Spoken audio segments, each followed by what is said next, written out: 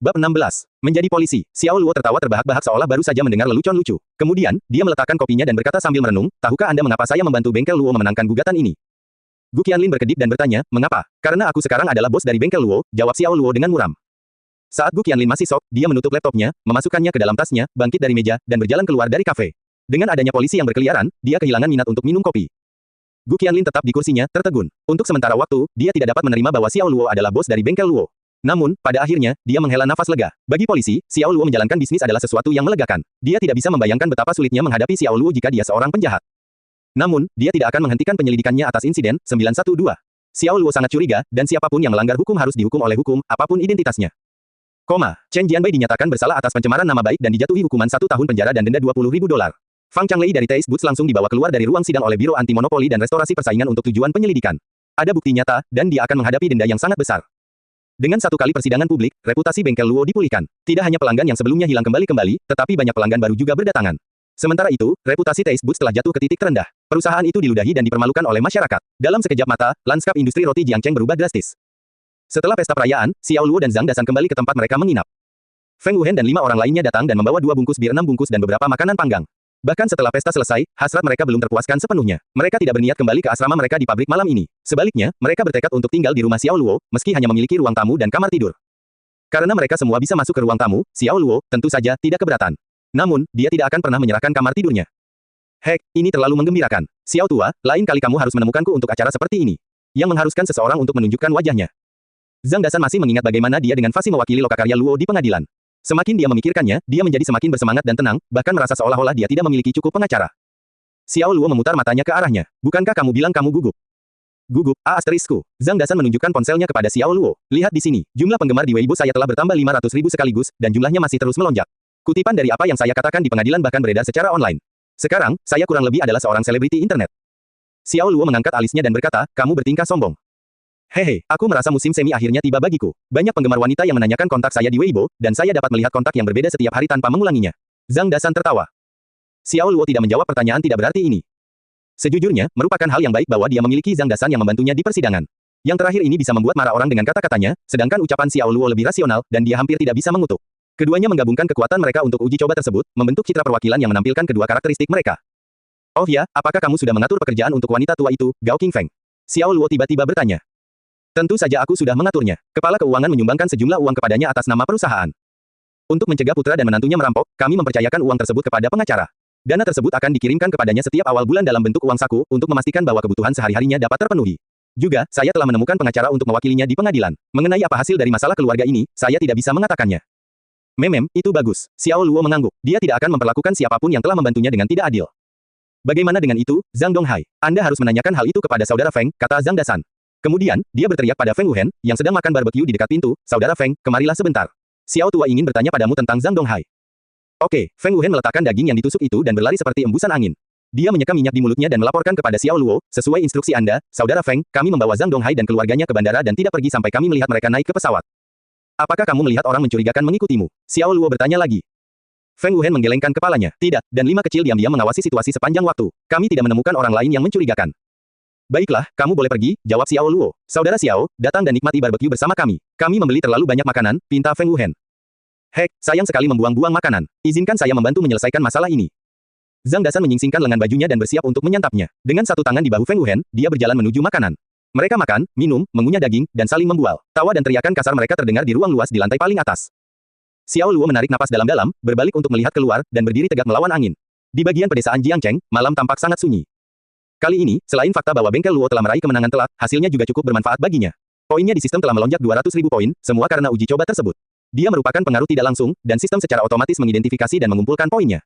Karena sidang tersebut disiarkan langsung di berbagai platform penting, banyak orang yang terkena dampaknya, sehingga memberinya 200.000 poin. Dia mendekati 500.000 poin yang dibutuhkan untuk mendapatkan kemampuan perpanjangan hidup. Satu selanjutnya, sistem telah membuka kunci toko tingkat tinggi. Yang mengejutkan, Xiao Luo menemukan bahwa toko tersebut menjual berbagai kemampuan seni bela diri yang biasa terlihat di acara televisi wuxia, seperti Yi Jingjing, 1, 18 telapak tangan penakluk naga, dan langkah halus seperti gelombang, dan seterusnya. Poin yang diperlukan untuk menebusnya jauh lebih banyak daripada yang dibutuhkan untuk menebus konstitusi Raja Tentara Bayaran. Misalnya, untuk menukarkan Yi Jingjing, dia harus mengeluarkan sejumlah besar 100.000 poin. Sistem, bagaimana ini bisa terjadi? Xiao Luo bingung. Ding, konstitusi Raja Tentara Bayaran mengubah kondisi luar tubuh, sedangkan Yi Jingjing adalah kemampuan seni bela diri tingkat tinggi yang meningkatkan kekuatan batin seseorang. Setelah ditebus, tuan rumah memperoleh kekuatan batin yang luar biasa. Baik itu kekuatan, kecepatan, atau daya tahan. Semua atribut ini diperkuat secara permanen. Jadi keduanya untuk meningkatkan kemampuan seseorang. Tapi yang satu bersifat internal, sedangkan yang lain bersifat eksternal. Ding, benar. Mengapa konstitusi Raja Tentara Bayaran hanya membutuhkan 1000 poin sedangkan Yi Jingjing membutuhkan 100.000 poin? Inilah yang paling membingungkan Xiao Luo. Bukankah perbedaan antara 1000 dan 100.000 terlalu besar? Jika seseorang mengikuti aturan bahwa semakin mahal sesuatu, semakin baik, bukankah itu berarti Yi Jingjing jauh lebih kuat daripada konstitusi Raja Tentara Bayaran? Ding, bahkan 100 orang dengan konstitusi Raja Tentara Bayaran tidak akan menjadi tandingan seseorang yang telah memperoleh seni bela diri Yi Jingjing tingkat atas. Suara tanpa emosi dari sistem terdengar di benaknya. Xiao Luo menarik napas dalam-dalam. Dia mengira konstitusi Raja Tentara Bayaran sudah cukup kuat, dan dia tidak menyangka akan ada sesuatu yang lebih kuat lagi.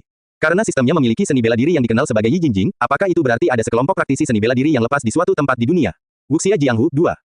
Sepertinya dunia ini cukup menarik. Setelah keterkejutan awalnya mereda, alih-alih khawatir, Xiao Luo malah dipenuhi dengan antisipasi terhadap dunia baru yang dia masuki.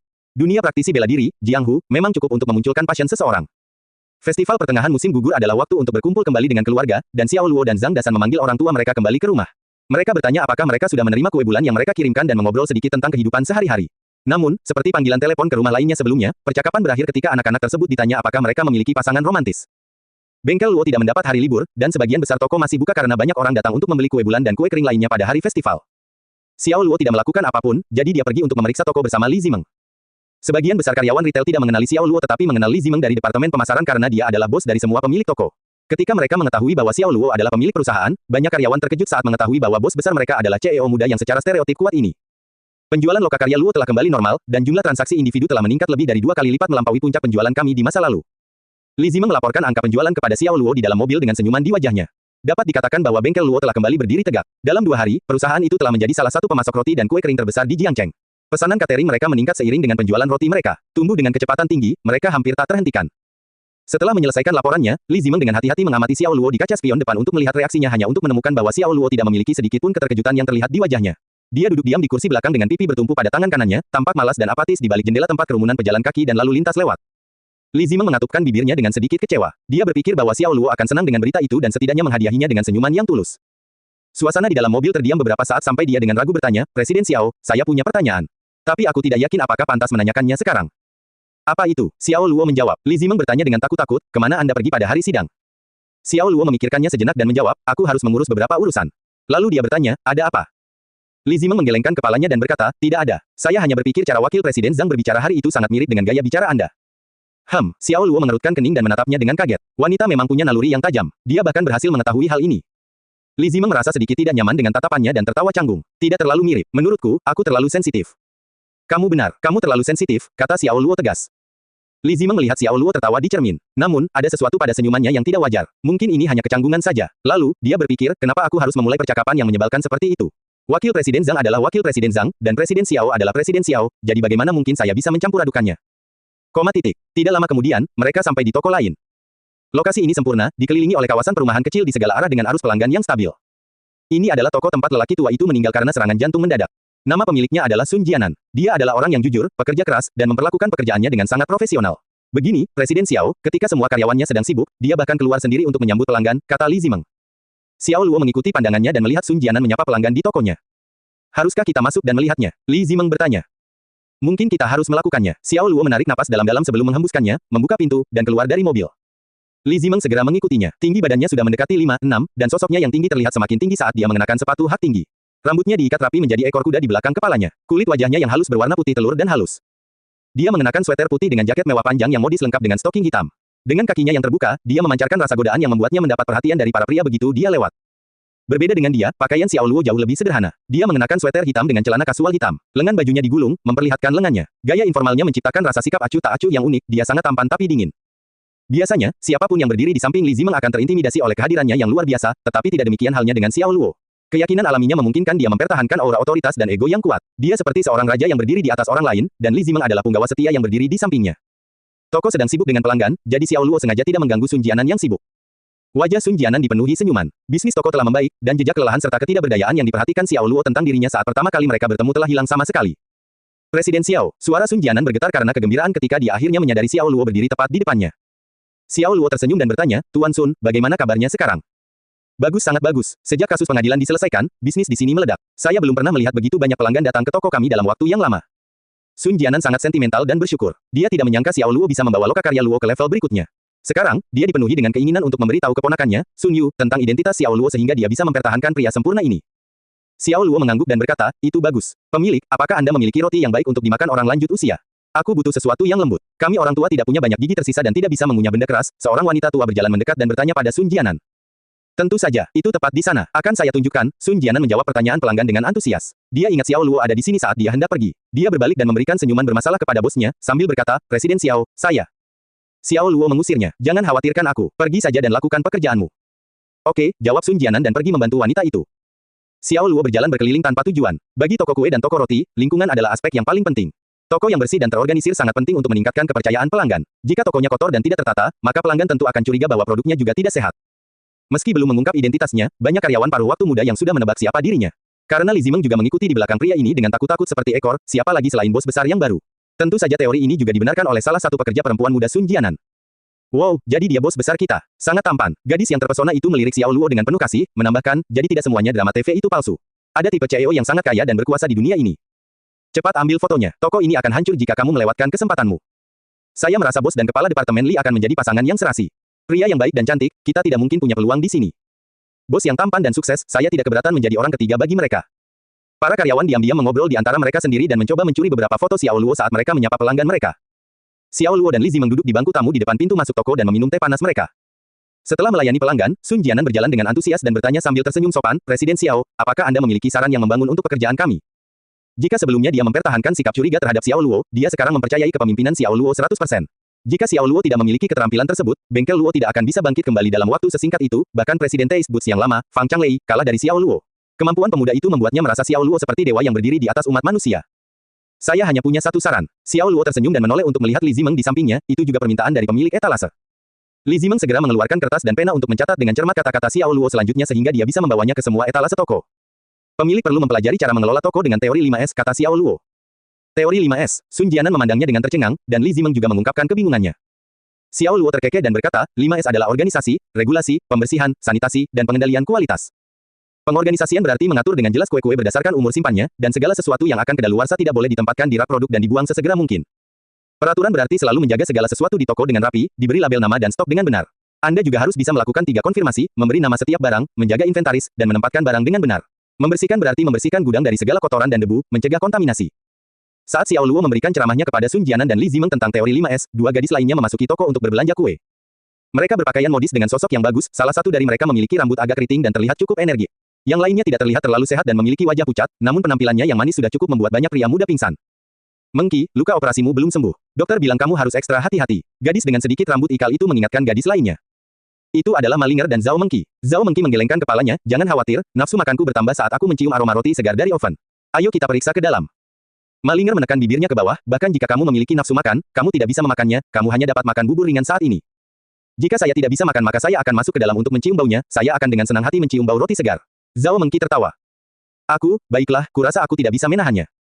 Malinger memberi kelonggaran, tapi kamu hanya bisa mencium baunya. Oke, Zhao Mengki mengangguk. Keduanya berjalan masuk ke dalam toko dan langsung disambut dengan pemandangan penuh roti dan kue-kue unik, roti Perancis yang lembut, kue gulung kecil, roti suwir, puding, roti gulung Swiss, del, semua yang ada di toko membangkitkan selera dan bahkan membuat Malinger, yang tadinya tidak lapar, menelan ludahnya sendiri. Lihatlah kamu ngiler melihatnya, jika kamu menginginkannya maka beli saja. Zhao Mengki meliriknya. Malinger melambaikan tangannya dan berkata dengan tegas, saya tidak bisa, untuk menjaga tubuh saya saat ini saya menolak makan makanan berkalori tinggi seperti ini. Saya biasa makan ini sepanjang waktu, dan berat badan saya tidak bertambah, kata Zhao Mengki. Sinar di wajahnya segera meredup setelah dia selesai. Meskipun dia sering makan roti di masa lalu, itu karena Xiao Luo membelikannya untuknya. Dia dapat mengingat dengan jelas suatu saat dia mengunjungi toko roti lokakarya Luo bersama Xiao Luo hanya untuk mendapati dirinya hanya memiliki beberapa yuan dan hanya dapat membelah roti parut berukuran besar menjadi satu. Itu sungguh saat yang indah dan menyenangkan. Namun, dia menghancurkan masa lalu yang indah dengan tangannya sendiri. Hidungnya terasa gatal dan matanya menjadi sedikit merah memikirkannya. Mengki, apa yang terjadi? Malinger bertanya dengan prihatin.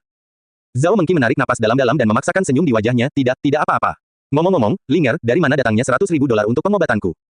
Samar-samar dia ingat melihat Xiao Luo ketika dia setengah tertidur di tempat tidurnya di rumah sakit, dan baru sekarang ingat untuk memastikan kecurigaannya kepada Malinger.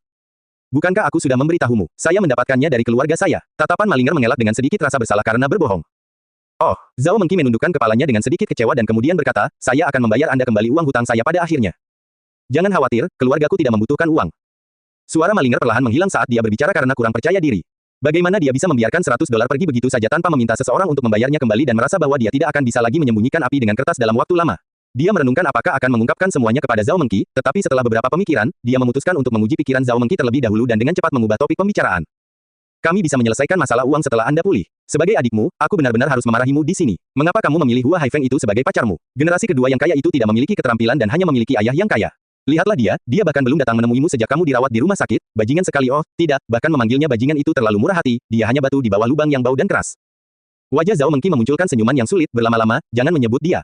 Sekarang setelah hal itu terjadi, saya tidak akan menyalahkan orang lain selain diri saya sendiri karena cukup bodoh untuk menerima godaan. Jangan bilang begitu, sangat sedikit gadis yang bisa menahan godaan di depan uang. Contohnya saja pada diri saya sendiri, jika seorang anak laki-laki kaya mencoba memberikan beberapa ratus ribu dolar kepada saya mungkin juga akan pergi begitu saja tanpa ragu-ragu. Malinger dengan terampil mengalihkan topik dan mengganti topik pembicaraan ke Xiao Luo. Baiklah, cukup, mari kita bicara tentang orang lain. Mengqi, siapakah orang Xiao Luo yang kamu gumamkan setengah tertidur saat berada di rumah sakit? Zhao Mengqi terkejut dan menertawakan kesulitan yang ada dalam pikirannya, apakah saya memanggil namanya saat saya tidak sadarkan diri? Dia adalah mantan pacarku dan cinta pertamaku. Bagi kami berdua, ini adalah pertama kalinya kami jatuh cinta tanpa pengalaman sebelumnya. Kita mempermalukan diri sendiri, menderita, berantakan, dan melakukan banyak sikap sebelumnya. Tapi sekarang setelah aku mengingat semuanya dipenuhi dengan rasa manis.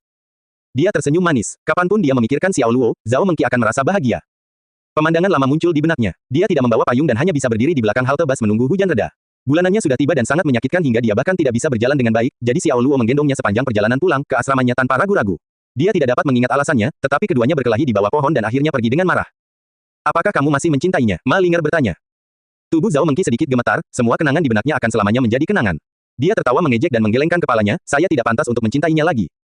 Jangan berkata seperti itu, mungkin kalian berdua masih bisa kembali bersama. Malinger meraih tangannya dan berkata dengan penuh semangat, temukan dia, mungkin dia masih mencintaimu.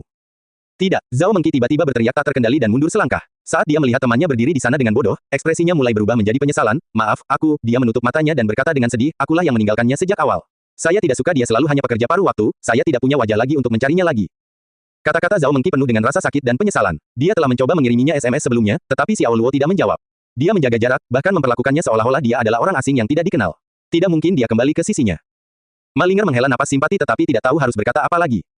Saat itu, pintu ruang tamu terbuka. Zhao Mengqi dan Malinger tercengang melihat Xiao Luo berjalan keluar bersama pemilik toko, Sun Jianan, yang mengantarnya menuju pintu keluar. Ketika segala sesuatunya terjadi, hal ini membenarkan pepatah, terkadang pertemuan benar-benar tidak terduga. Xiao Luo, apa yang dia lakukan di sini? Malinger berpikir dalam hati sambil menghela napas karena terkejut. Zhao Mengqi benar-benar tercengang, mulutnya sedikit terbuka, dia terpaku di tempatnya berdiri. Dia menatap kosong ke arah Xiao Luo, berjalan dengan kedua tangan di belakang punggungnya, pikirannya kosong. Dia mendekat saat mereka berjalan menuju pintu keluar, hampir dalam jangkauan tangan. Saat dia mendekat, dia menjadi lebih gugup, dan dia bisa merasakan detak jantungnya meningkat pesat, hampir sampai jantungnya meledak keluar dari dadanya. Seluruh tubuhnya membeku karena kecemasan, dan dia merasakan sesak di dadanya dan sesak napas. Berjalan melewati Zhao Mengqi, Xiao Luo tidak melihatnya sama sekali karena Li Zimeng, yang berjalan ke kiri, menghalangi pandangannya. Dia ada di sana untuk memeriksa toko dan tidak terlalu memperhatikan pelanggan yang berkeliaran. Presiden Xiao, jangan khawatir. Saya pasti akan mempelajari lebih lanjut tentang teori 5S dan mempromosikannya di dalam toko. Sun Jianan berkata dengan hormat. Xiao Luo mengangguk. Dia mengambil jurusan IE di perguruan tinggi dan berspesialisasi dalam manajemen produksi. Prinsip panduannya adalah beroperasi dengan efisiensi tertinggi dan biaya pendanaan dan tenaga kerja terendah untuk memaksimalkan keuntungan. Teori 5S adalah dasar dari jurusannya, tetapi teori tersebut tetap hanya menjadi teori di kalangan akademis. Secara global, pendekatan 5S belum sepenuhnya diadopsi dan diterapkan oleh perusahaan besar dan produsen, dan hanya sedikit manajer yang menerapkannya. Saat dia melihat Xiao Luo lewat tanpa melihat ke arahnya, Zhao Mengqi diliputi keputusasaan. Dia merasa seolah-olah seluruh jiwanya dicabut dari tubuhnya saat itu juga. Orang asing yang paling familiar, dia akhirnya mengerti apa arti kalimat ini. Xiao, Malinger mencoba memanggil Xiao Luo tetapi menahan diri ketika dia tiba-tiba menyadari bahwa ada seorang wanita tampan di sampingnya. Dia adalah seorang wanita cantik luar biasa dengan tubuh langsing dan langsing, mengenakan pakaian cantik yang terlihat cukup mahal dan membawa dirinya dengan aura percaya diri. Dia tampak seperti wanita berstatus tinggi, bahkan mungkin pacar Xiao Luo. Karena itu, Malinger tidak memanggil Xiao Luo karena takut menempatkan Zhao Mengqi dalam situasi yang sangat canggung. Dia berbalik dan menatap Zhao Mengqi, yang sekarang tampak diliputi kesuraman. Dia melihat pemandangan yang menyedihkan. Malinger memeluknya dengan lembut untuk menghiburnya dan berkata, tidak apa-apa, jangan merasa kesal. Dia hanya bergantung pada wanita di sampingnya demi kekayaannya. Tidak ada gunanya mengejar orang seperti dia yang mudah dipengaruhi oleh kekuasaan. Tidak heran dia begitu murah hati membagikan $100.000. Cacat karakter ini pasti menjadi alasannya. Malinger beralasan pada dirinya sendiri, sambil menghela nafas panjang. Dalam benaknya, dia berteriak, Xiao Luo, aku salah tentangmu. Sungguh menjengkelkan, aku sengaja pergi ke kamar kecil untuk merias wajahku, dan bos besar itu bahkan tidak menatapku. Anda mungkin harus berhenti memiliki ekspektasi yang tidak realistis dan kembali bekerja. Benar, kamu benar. Bekerja keras dan berusahalah menjadi kepala departemen agar bos besar bisa melihatmu, hehe. Beberapa gadis paruh waktu berkumpul di konter dan berdiskusi dengan suara keras saat mereka melihat keluar etalase. Bos besar, Malinger terkejut sesaat. Dia kemudian berjalan dan melambai ke arah gadis-gadis itu, permisi. Halo, seorang gadis merespons dengan antusias sambil tersenyum, beralih dari mode gosip kembali ke mode profesionalnya, di tempat kerja. Dia sopan dan menawarkan senyuman manis dan tulus kepada Malinger. Malinger penasaran dengan apa yang mereka sebutkan tentang bos besar mereka sebelumnya dan bertanya, bolehkah saya tahu jika bos besar yang kalian diskusikan sebelumnya adalah orang Xiao Luo yang baru saja keluar? Gadis-gadis yang berkumpul di sana sebelumnya mendatanginya ketika mereka mendengarnya. Bagaimanapun juga, bergosip adalah sifat alami seorang wanita. Itu benar, dia adalah bos besar Lokakarya Luo. Salah satu pekerja paruh waktu menjawab. Malinger mengerutkan kening, bukankah bos bengkel Luo bernama Fang? Ya, dulu Tuan Fang sampai sebulan yang lalu. Presiden Xiao, yang sekarang menjadi bos besar kami, membeli bengkel Luo. Benar, jika bos besar tidak membeli bengkel Luo, seluruh bengkel pasti akan bangkrut. Bos besar sungguh luar biasa. Dia berhasil menghadirkan kembali Lokakarya Luo hanya dalam waktu 1 bulan dan bahkan mengalahkan pesaing utamanya, Taste Boots. Gadis-gadis paruh waktu semuanya bermata lengket dan lembek ketika mereka berbicara tentang Xiao Luo, dan mata mereka dipenuhi dengan kekaguman yang paling mendalam pada pria itu. Malinger terkejut dan berdiri di sana sambil menatap dengan mata terbelalak, tak percaya. Zhao Mengqi bereaksi dengan cara yang sama, tetapi setelah keterkejutan awal, dia jatuh ke dalam depresi, dipenuhi dengan penyesalan menyakitkan yang menggerogoti tulangnya. Tidak mungkin, bagaimana Xiao Luo mendapatkan uang untuk membeli bengkel Luo? Malinger bertanya tanpa merendahkan suaranya. Kami tidak tahu, tapi tampaknya dia memiliki hubungan yang sangat baik dengan bos rumah Chongshan, Tuan Chu. Benar, aku juga mendengarnya. Bengkel Luo awalnya diambil alih oleh rumah Chongshan, dan bos besar kemudian membelinya dari tangan Tuan Chu. Bagaimanapun, ini tidak penting. Yang paling penting adalah bos besar itu sangat terampil dan sangat tampan, siapapun yang bisa menjadi pasangannya pastilah wanita paling beruntung di dunia. Gadis-gadis paruh waktu itu pingsan sambil melamun. Apakah dia memiliki hubungan baik dengan Chu Yunxiong dari rumah Chongshan? Bagaimana mungkin? Pikiran Malinger kosong total, seolah-olah sebuah bom meledak di kepalanya, tidak meninggalkan apapun kecuali kekosongan kosong. Chu Yunxiong adalah seorang pengusaha berpengaruh yang memiliki jaringan bisnis signifikan secara internasional, dan memiliki seseorang setinggi dia menjadi teman Xiao Luo sungguh sulit dipercaya. Salah, semuanya salah. Dia tersipu memikirkan asumsi sebelumnya bahwa Xiao Luo hanya bergantung pada putri dari keluarga kaya untuk mendapatkan posisi dan ketenaran. Saat dia melihat ke arah Zhao Mengqi, dia melihat sosok kesepian yang terbebani oleh kesuramannya. Dia hanya melihat keluar toko dengan tatapan kosong saat air mata mengalir di sudut matanya. Dia melakukannya. Seperti yang dia katakan, dia akan melakukannya. Suatu hari, semua orang akan mengaguminya, dan mereka semua akan berkata, dia yang melakukannya, hahaha, Zhao Mengqi tertawa sinis, bergumam tidak jelas pada dirinya sendiri. Malinger mengerutkan kening, dia berempati dengan saudara perempuannya Zhao Mengqi dan berharap dia bisa melakukan sesuatu untuk membuatnya merasa lebih baik. Jika Zhao Mengqi tidak menyerah pada godaan saat itu, pria luar biasa ini akan tetap berada di sisinya. Sayangnya, tidak ada yang bisa dilakukan mengenai hal itu. Jika itu adalah Malinger sendiri, dia akan sangat menyesal sampai-sampai dia mungkin akan menabrak tembok dan menghancurkan dirinya sendiri.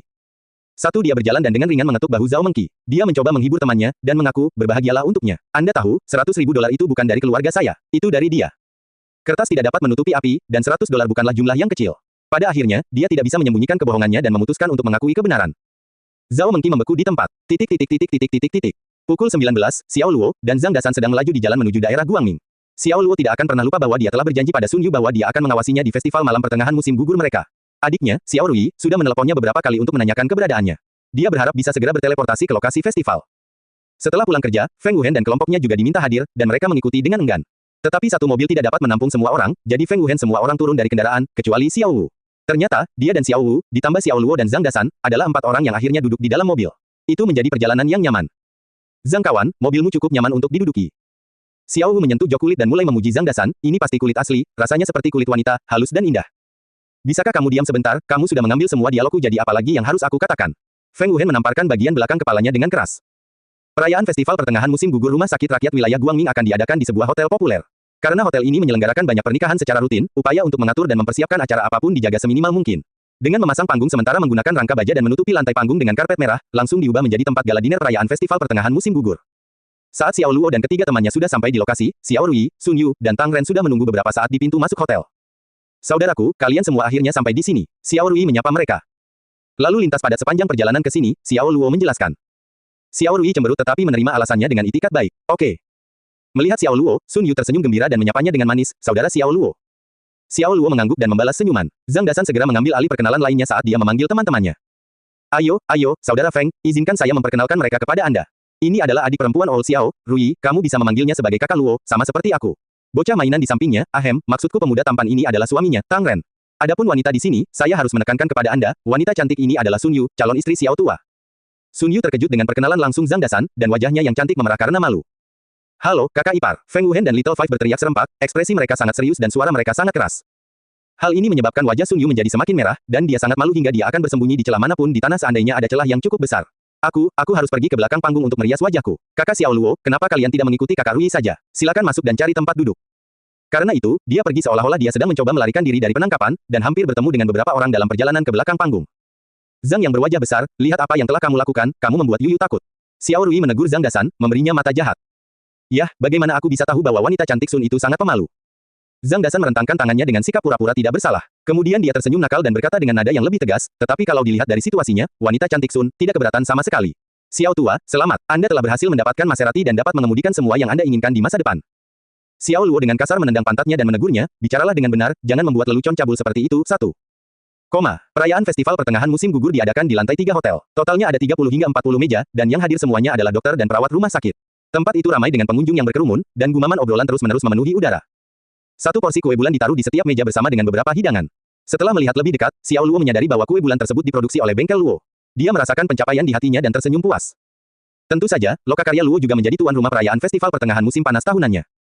Wewenang penuh diberikan kepada Su Guansong dan Li Zimeng untuk mengatur dan menjadi tuan rumah acara tahun ini.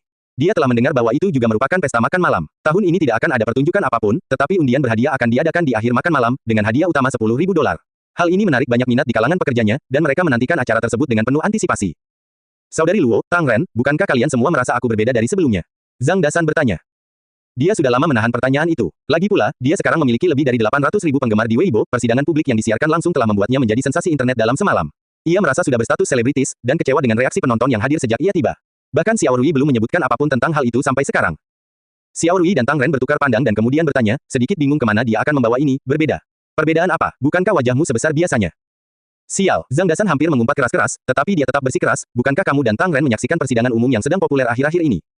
Tang Ren menggelengkan kepalanya dan menjawab dengan belak-belakan, Saudara San, selain bekerja, saya menghabiskan seluruh waktu saya mempersiapkan diri untuk mengikuti sertifikat kualifikasi praktisi medis, dan saya tidak punya waktu untuk menonton televisi sama sekali. Selain itu, saya tidak terlalu tertarik dengan urusan pengadilan. Saya lebih suka menonton beberapa episode drama Korea lagi jika saya punya waktu luang. Xiao Rui setuju. Baiklah, sepertinya aku telah menuang mutiara sebelum babi. Zhang Dasan menghela nafas dengan sedikit kekecewaan, berharap reputasi barunya akan mendahuluinya. Xiao Rui tersinggung. Dia meletakkan sumpitnya dan menatap Zhang Dasan dengan marah. Zhang Dasan, siapa yang kamu panggil babi? Zhang Dasan dengan cepat menggandakan kembali kata-katanya, lalu dengan santai menunjuk ke arah Feng Wuhen dan Little Five, yang sama-sama sedang menikmati makanan, dan berkata dengan nada meremehkan, saya mengatakan bahwa mereka adalah babi, lihat mereka, lihat berapa banyak yang bisa mereka makan, seperti 2 babi rakus. Saudara Zhang, 5 kecil dan saya tidak bersalah, kami tidak melakukan kejahatan apapun di sini. Feng Wuhen mengangkat kepalanya dan tertawa dengan patuh. Tidak bersalah, aku memuji betapa kokohnya kamu ketika aku membandingkanmu dengan babi, kamu sekelompok orang yang buta huruf. Zhang Dasan terus menegurnya dengan bercanda, lalu mengganti topik. Oh ya, kakak Luo, aku harus memberitahumu sesuatu. Kakakmu, Xiao tua, tidak seperti dulu lagi. Dia mungkin pernah menjadi pecundang di masa lalu, namun kini dia telah menjadi CEO dan merupakan salah satu orang paling sukses yang pernah ada. Xiao Luo memutar matanya ke arahnya, perhatikan apa yang kamu katakan. Dia tidak akan merahasiakan kesuksesannya baru-baru ini, tidak pada saudara perempuannya sendiri. Jadi dia membiarkan Zhang Dasan terus berkata sesuka hatinya. Apakah aku tidak berbicara dengan benar saat ini, tidak bisakah kamu menyelaku? Zhang Dasan membalas. Zhang yang berwajah besar, kamu bahkan belum mulai minum alkohol, kenapa kamu sudah mulai berbicara omong kosong? Xiao Rui menyela, berasumsi bahwa itu semua hanya lelucon buruk. Kenapa kamu tidak percaya padaku? Apakah aku tidak mengatakan yang sebenarnya? Zhang Dasan tidak bisa menahan perasaan kesal. Karena frustrasi belaka, dia tiba-tiba berpikir untuk mengeluarkan ponselnya dan segera mencari rekaman video persidangan publik. Nah, setelah menonton klip ini, Anda akan tahu apakah saya mengatakan yang sebenarnya. Xiao Rui dan Tang Ren mengambil telepon dari Zhang Dasan, sedikit terkejut dengan keyakinannya. Mereka mengklik klip itu dan mulai menonton. Saudara San, mengapa kamu duduk di kursi penggugat? Anda adalah perwakilan dari lokakarya Luo. Tang Ren berkata dengan heran. Menikmati momen ketenarannya, Zhang Dasan memegang dagunya, merapikan janggut yang tidak ada seperti seorang guru bijak spiritual yang telah meninggalkan dimensi ini. Kemudian, sambil masih mengelus dagunya yang tidak berjanggut dan bertingkah seperti itu, dia menyipitkan matanya dan berkata, lanjutkan menonton, saya akan menjelaskan semuanya kepada Anda setelah Anda selesai menonton keseluruhan klipnya. Xiao Luo diam-diam memakan makanannya. Dia memperhatikan bahwa selain membuktikan fakta bahwa Xiao Luo sekarang adalah bos bengkel Luo, Zhang Dasan juga sibuk membual tentang eksploitasinya di pengadilan. Dia tidak bisa tidak mengulangi setiap detail tentang penampilannya yang berani dan mengesankan di pengadilan kepada Rui dan Tang Ren. Seperti yang diharapkan, setelah menonton versi singkat dari video uji coba publik, Xiao Rui melihat Zhang Dasan dari sudut pandang baru.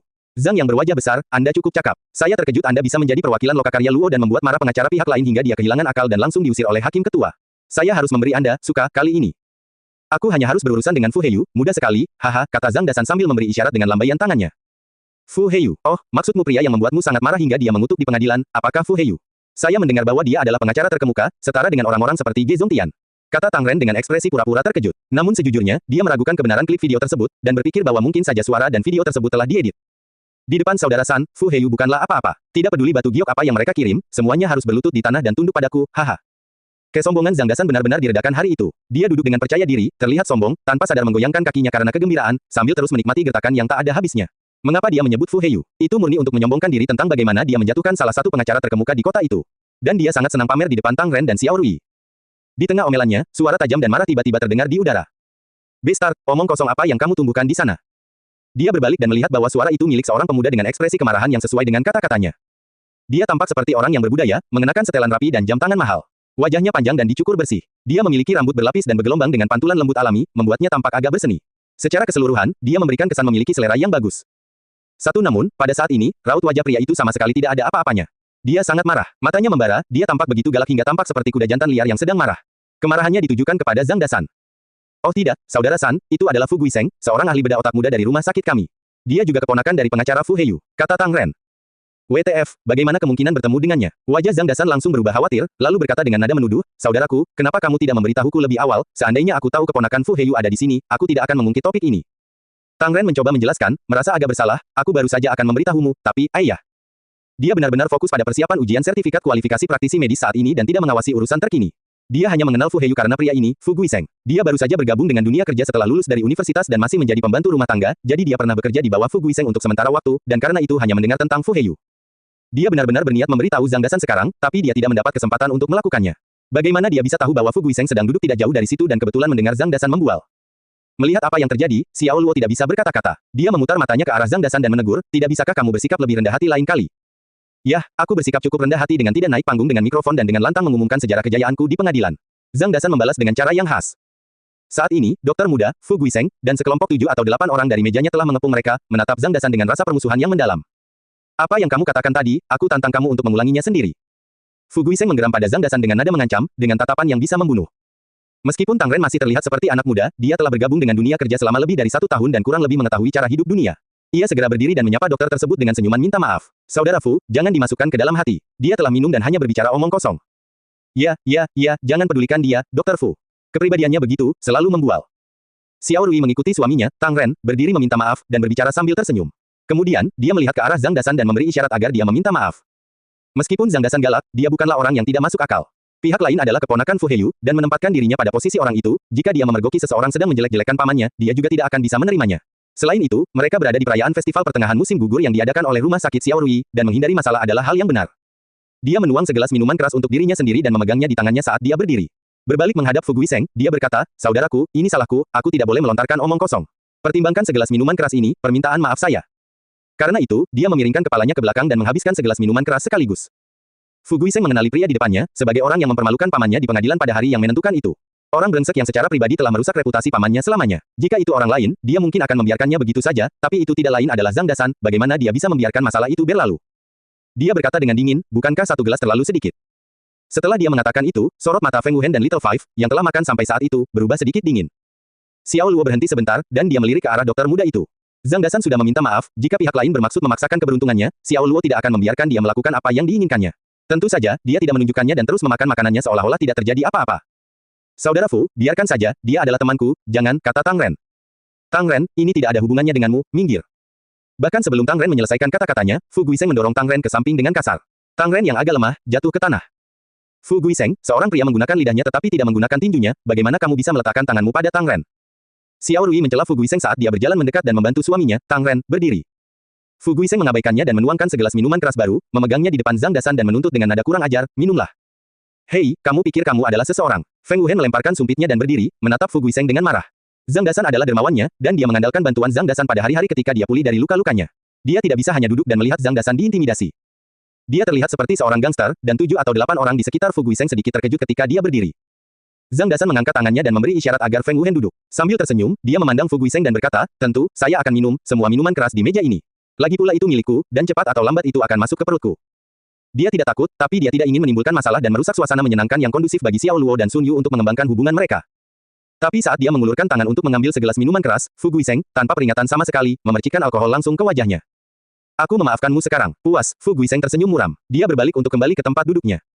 Tunggu, suara yang tenang dan mantap terdengar. Fu Guiseng mendengus, berhenti untuk berbalik. Saat dia berbalik, dia disambut oleh semangkuk besar minuman keras yang disiramkan tepat ke wajahnya. Dia benar-benar basah kuyup, secara intuitif keluar dari saluran napasnya saat dia berjuang untuk tetap tenang. Karena sejumlah kecil minuman keras selalu tertelan, Fu Guiseng tidak dapat menahan perasaan seperti, 2 cacing berusaha mati-matian untuk mencapai lubang hidungnya, membuatnya terbatuk-batuk tak terkendali.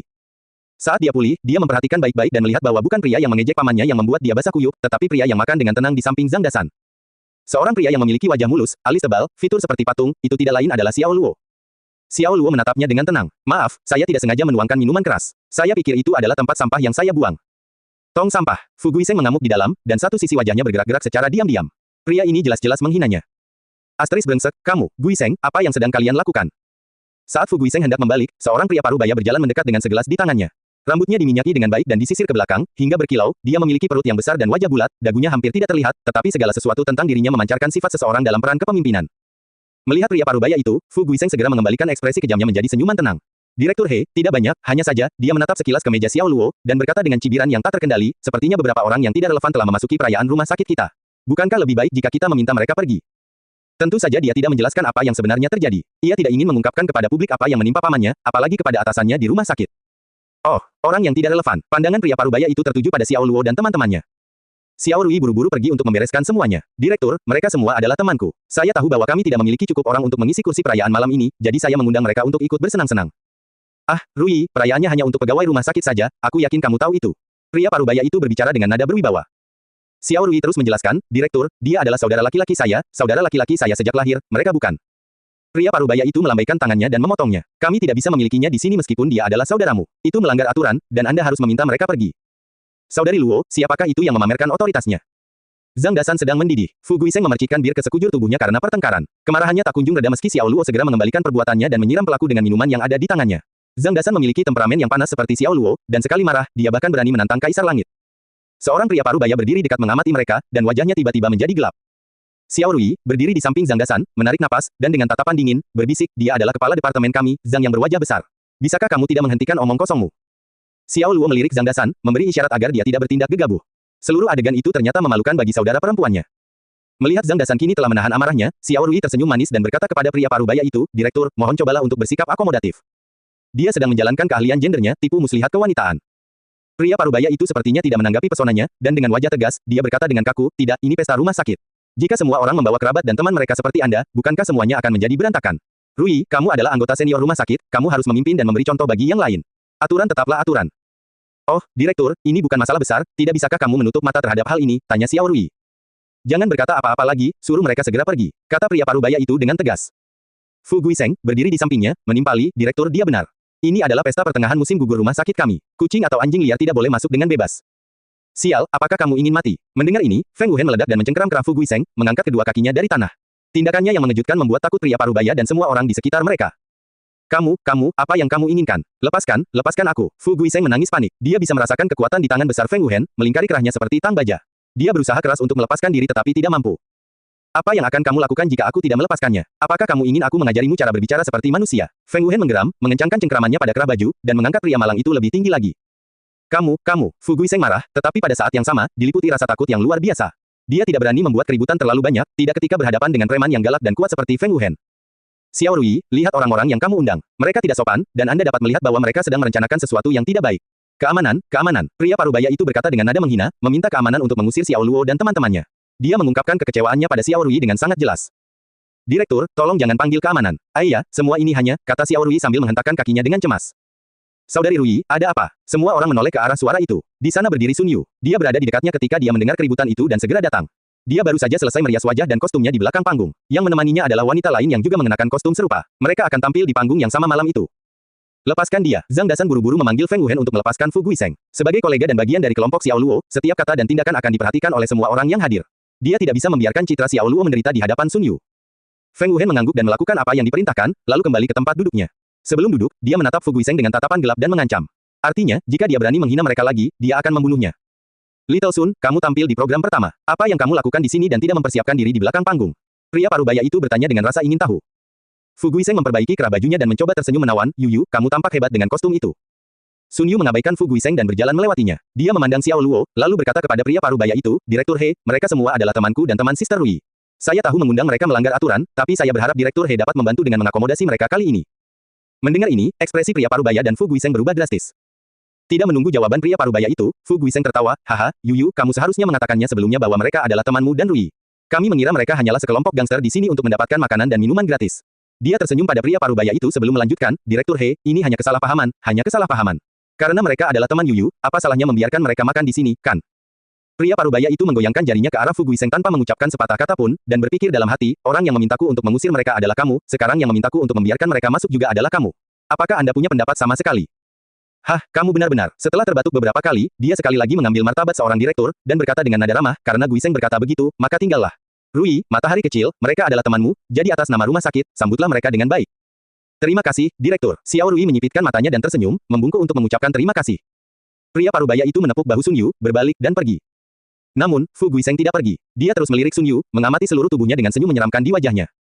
Xiao tua, dari 7 hingga 8 tahun pengalamanku menjemput gadis, bajingan kecil kotor ini punya ide yang tidak pantas untuk gadis cantik Sun, kata Zhang Dasan, berbisik ke telinga Xiao Luo. Xiao Luo tidak menjawabnya, tapi dia menyadarinya dan merasa sedikit tidak nyaman karenanya. Cara Fu Guiseng menatap Sun Yu sedikit membingungkan. Kecuali jika seseorang buta, jelas terlihat bahwa dia terobsesi dengan Sun Yu. Kalau tidak, sikapnya terhadap mereka tidak akan berubah secepat itu. Ahem, Dr. Fu, bukankah menurutmu kalian harus kembali ke mejamu? Kata Xiao Rui, tidak menyembunyikan rasa jijiknya. Sun Yu adalah gadis yang dia perkenalkan pada kakaknya, Xiao Luo. Dia sudah menganggap Sun Yu sebagai calon kakak iparnya, dan tatapan menjilat Fu Guiseng membuatnya merasa tidak nyaman. Yu, silakan duduk di sebelah kakakku. Dengan itu, dia mengambil Sun Yu dan menempatkannya di samping Xiao Luo. Dengan Sun Yu duduk kembali di ujung meja yang lain, tidak ada alasan untuk tinggal lebih lama lagi. Fu Guiseng kemudian kembali ke tempatnya tetapi terus-menerus menoleh. Mau tak mau dia menyadari bahwa gadis yang dia kagumi memberikan senyuman hangat dan penuh kasih kepada orang yang dia minum birnya, seperti musim semi yang datang setelah musim dingin. Sepertinya ada yang tidak beres. Dia menyadari bahwa Xiao Luo adalah saingan cintanya. Dia merasakan sesak di dadanya, menyadari bahwa dia telah membiarkan saingan cintanya tetap bertahan. Dia mendidih karena kebencian saat dia menatap pasangan itu, mengertakkan gigi tanpa henti. Saat dia melihat ke arah Sun Yu lagi, dia berkata pada dirinya sendiri, sekarang ada seorang gadis yang memenuhi syarat untuk menjadi pacarku. Kemudian, dia mengepalkan tinjunya rata-rata saat dia melihatnya menatap Xiao Luo dengan mata penuh kasih sayang. Itu membuatnya gila karena cemburu. Sial, Fu Guiseng benar-benar putus asa. Dia duduk merosot di kursinya dengan wajah gelap dan merenung. Saudara Fu, sepertinya kamu memiliki pesaing yang serius. Jangan panik, tunggu sampai kamu menunjukkan kepada semua orang apa yang kamu miliki di atas panggung, lalu akui perasaanmu padanya. Burung yang datang lebih awal akan menangkap cacing. Ya, tepatnya. Kami akan berkoordinasi dengan Anda dari meja kami. Biarkan penonton dengan lantang berteriak, katakan ya. Dan Sun Yu pasti setuju. Lalu kamu bisa membawanya pulang dan berbagi bantalmu malam ini. Orang-orang di meja yang sama mengucapkan kata-kata penyemangat satu demi satu. Fu Guiseng berpikir sejenak, dan menyadari bahwa apa yang dikatakan teman-temannya masuk akal, dia meminum segelas anggur di depannya dan mengangguk, baiklah, kami akan melakukan apa yang kamu katakan. Gadis cantik Sun, wow, kostummu tampak bagus. Ini memamerkan pinggang ramping Anda dan membuat Anda terlihat hebat. Zhang Dasan berkata, dengan sanjungan terang-terangan, lalu langsung bertanya, jadi, siapa nama wanita cantik yang berdiri di sampingmu? Tolong perkenalkan dia kepada semua orang. Selain Old Xiao, kami semua adalah bujangan. Zhang Dasan menyeka wajahnya dengan handuk kertas saat dia berperan menciptakan suasana bersahabat di meja. Tidak apa-apa, saya akan memperkenalkan diri saya sendiri. Gadis itu dengan ramah memperkenalkan dirinya, saya Hu Suirong. Saya masuk rumah sakit ini dalam kelompok yang sama dengan Yu Yu. Dia tidak terlihat secantik Sun Yu, tapi dia terlihat manis dan langsing. Itu nama yang bagus, seperti bunga teratai yang membelah permukaan air. Saya Zhang Dasan, senang bertemu dengan Anda. Zhang Dasan berkata sambil berdiri dan mengulurkan tangannya ke Suirong. Hu Suirong menjabat tangannya dengan hangat dan menyapanya dengan senyuman, halo, Saudara San. Suara, Saudara San, menyenangkan Zhang Dasan, menarik kesombongan dan egonya. Dia berbalik dan menatap Xiao Rui dengan mencolok, lalu berkata dengan sinis, lihat betapa sopannya dia. Dia tidak seperti beberapa orang yang selalu memberikan nama panggilan yang tidak menyenangkan. Mendengar ini, Xiao Luo dan Sun Yu tidak bisa menahan tawa. Xiao Rui bereaksi TN, frasa aslinya adalah idiom yang berarti, menamparkan meja dan berdiri, dengan melemparkan sumpit ke arah Zhang Dasan dengan nada marah, berkata, Zhang yang berwajah besar, sepertinya kamu ingin dipukul lagi, kan? Apa yang ingin Anda sindir? Ya ampun, adikku, aku hanya mengatakan ini dengan bercanda. Kamu tahu betapa tidak berdayanya aku saat kamu bertingkah seperti ini. Zhang Dasan berkata sambil menghela nafas panjang dan sengaja, sambil merentangkan tangannya. Anda, Xiao Rui menghentakkan kakinya dengan marah. Karena dia tidak bisa memenangkan pertarungan verbal dengan Zhang Dasan, dia memutuskan untuk meminta bantuan kakaknya, saudaraku, lihat dia menindas adikmu lagi. Xiao Luo tersenyum dan melihat ke arah Tang Ren, dalam situasi seperti ini, kamu harus melihat ke Tang Ren. Mendengar namanya dipanggil, Tang Ren meletakkan kepiting yang dimakannya, mendongak dengan ekspresi bingung, saudaraku, ada apa yang terjadi?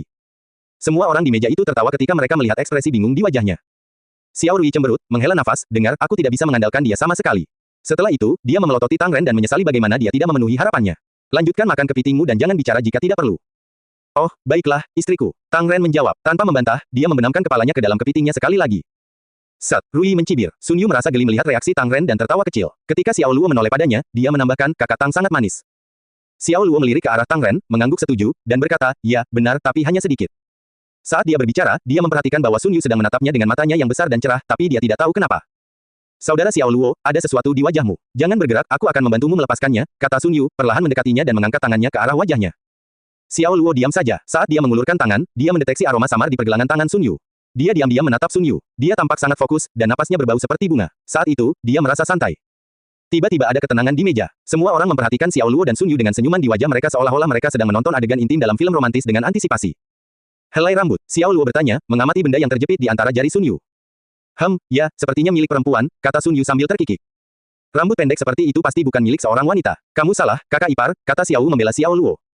Zhang Dasan, Xiao Rui, dan Hu Suirong memelototinya, kesal dengan reaksinya.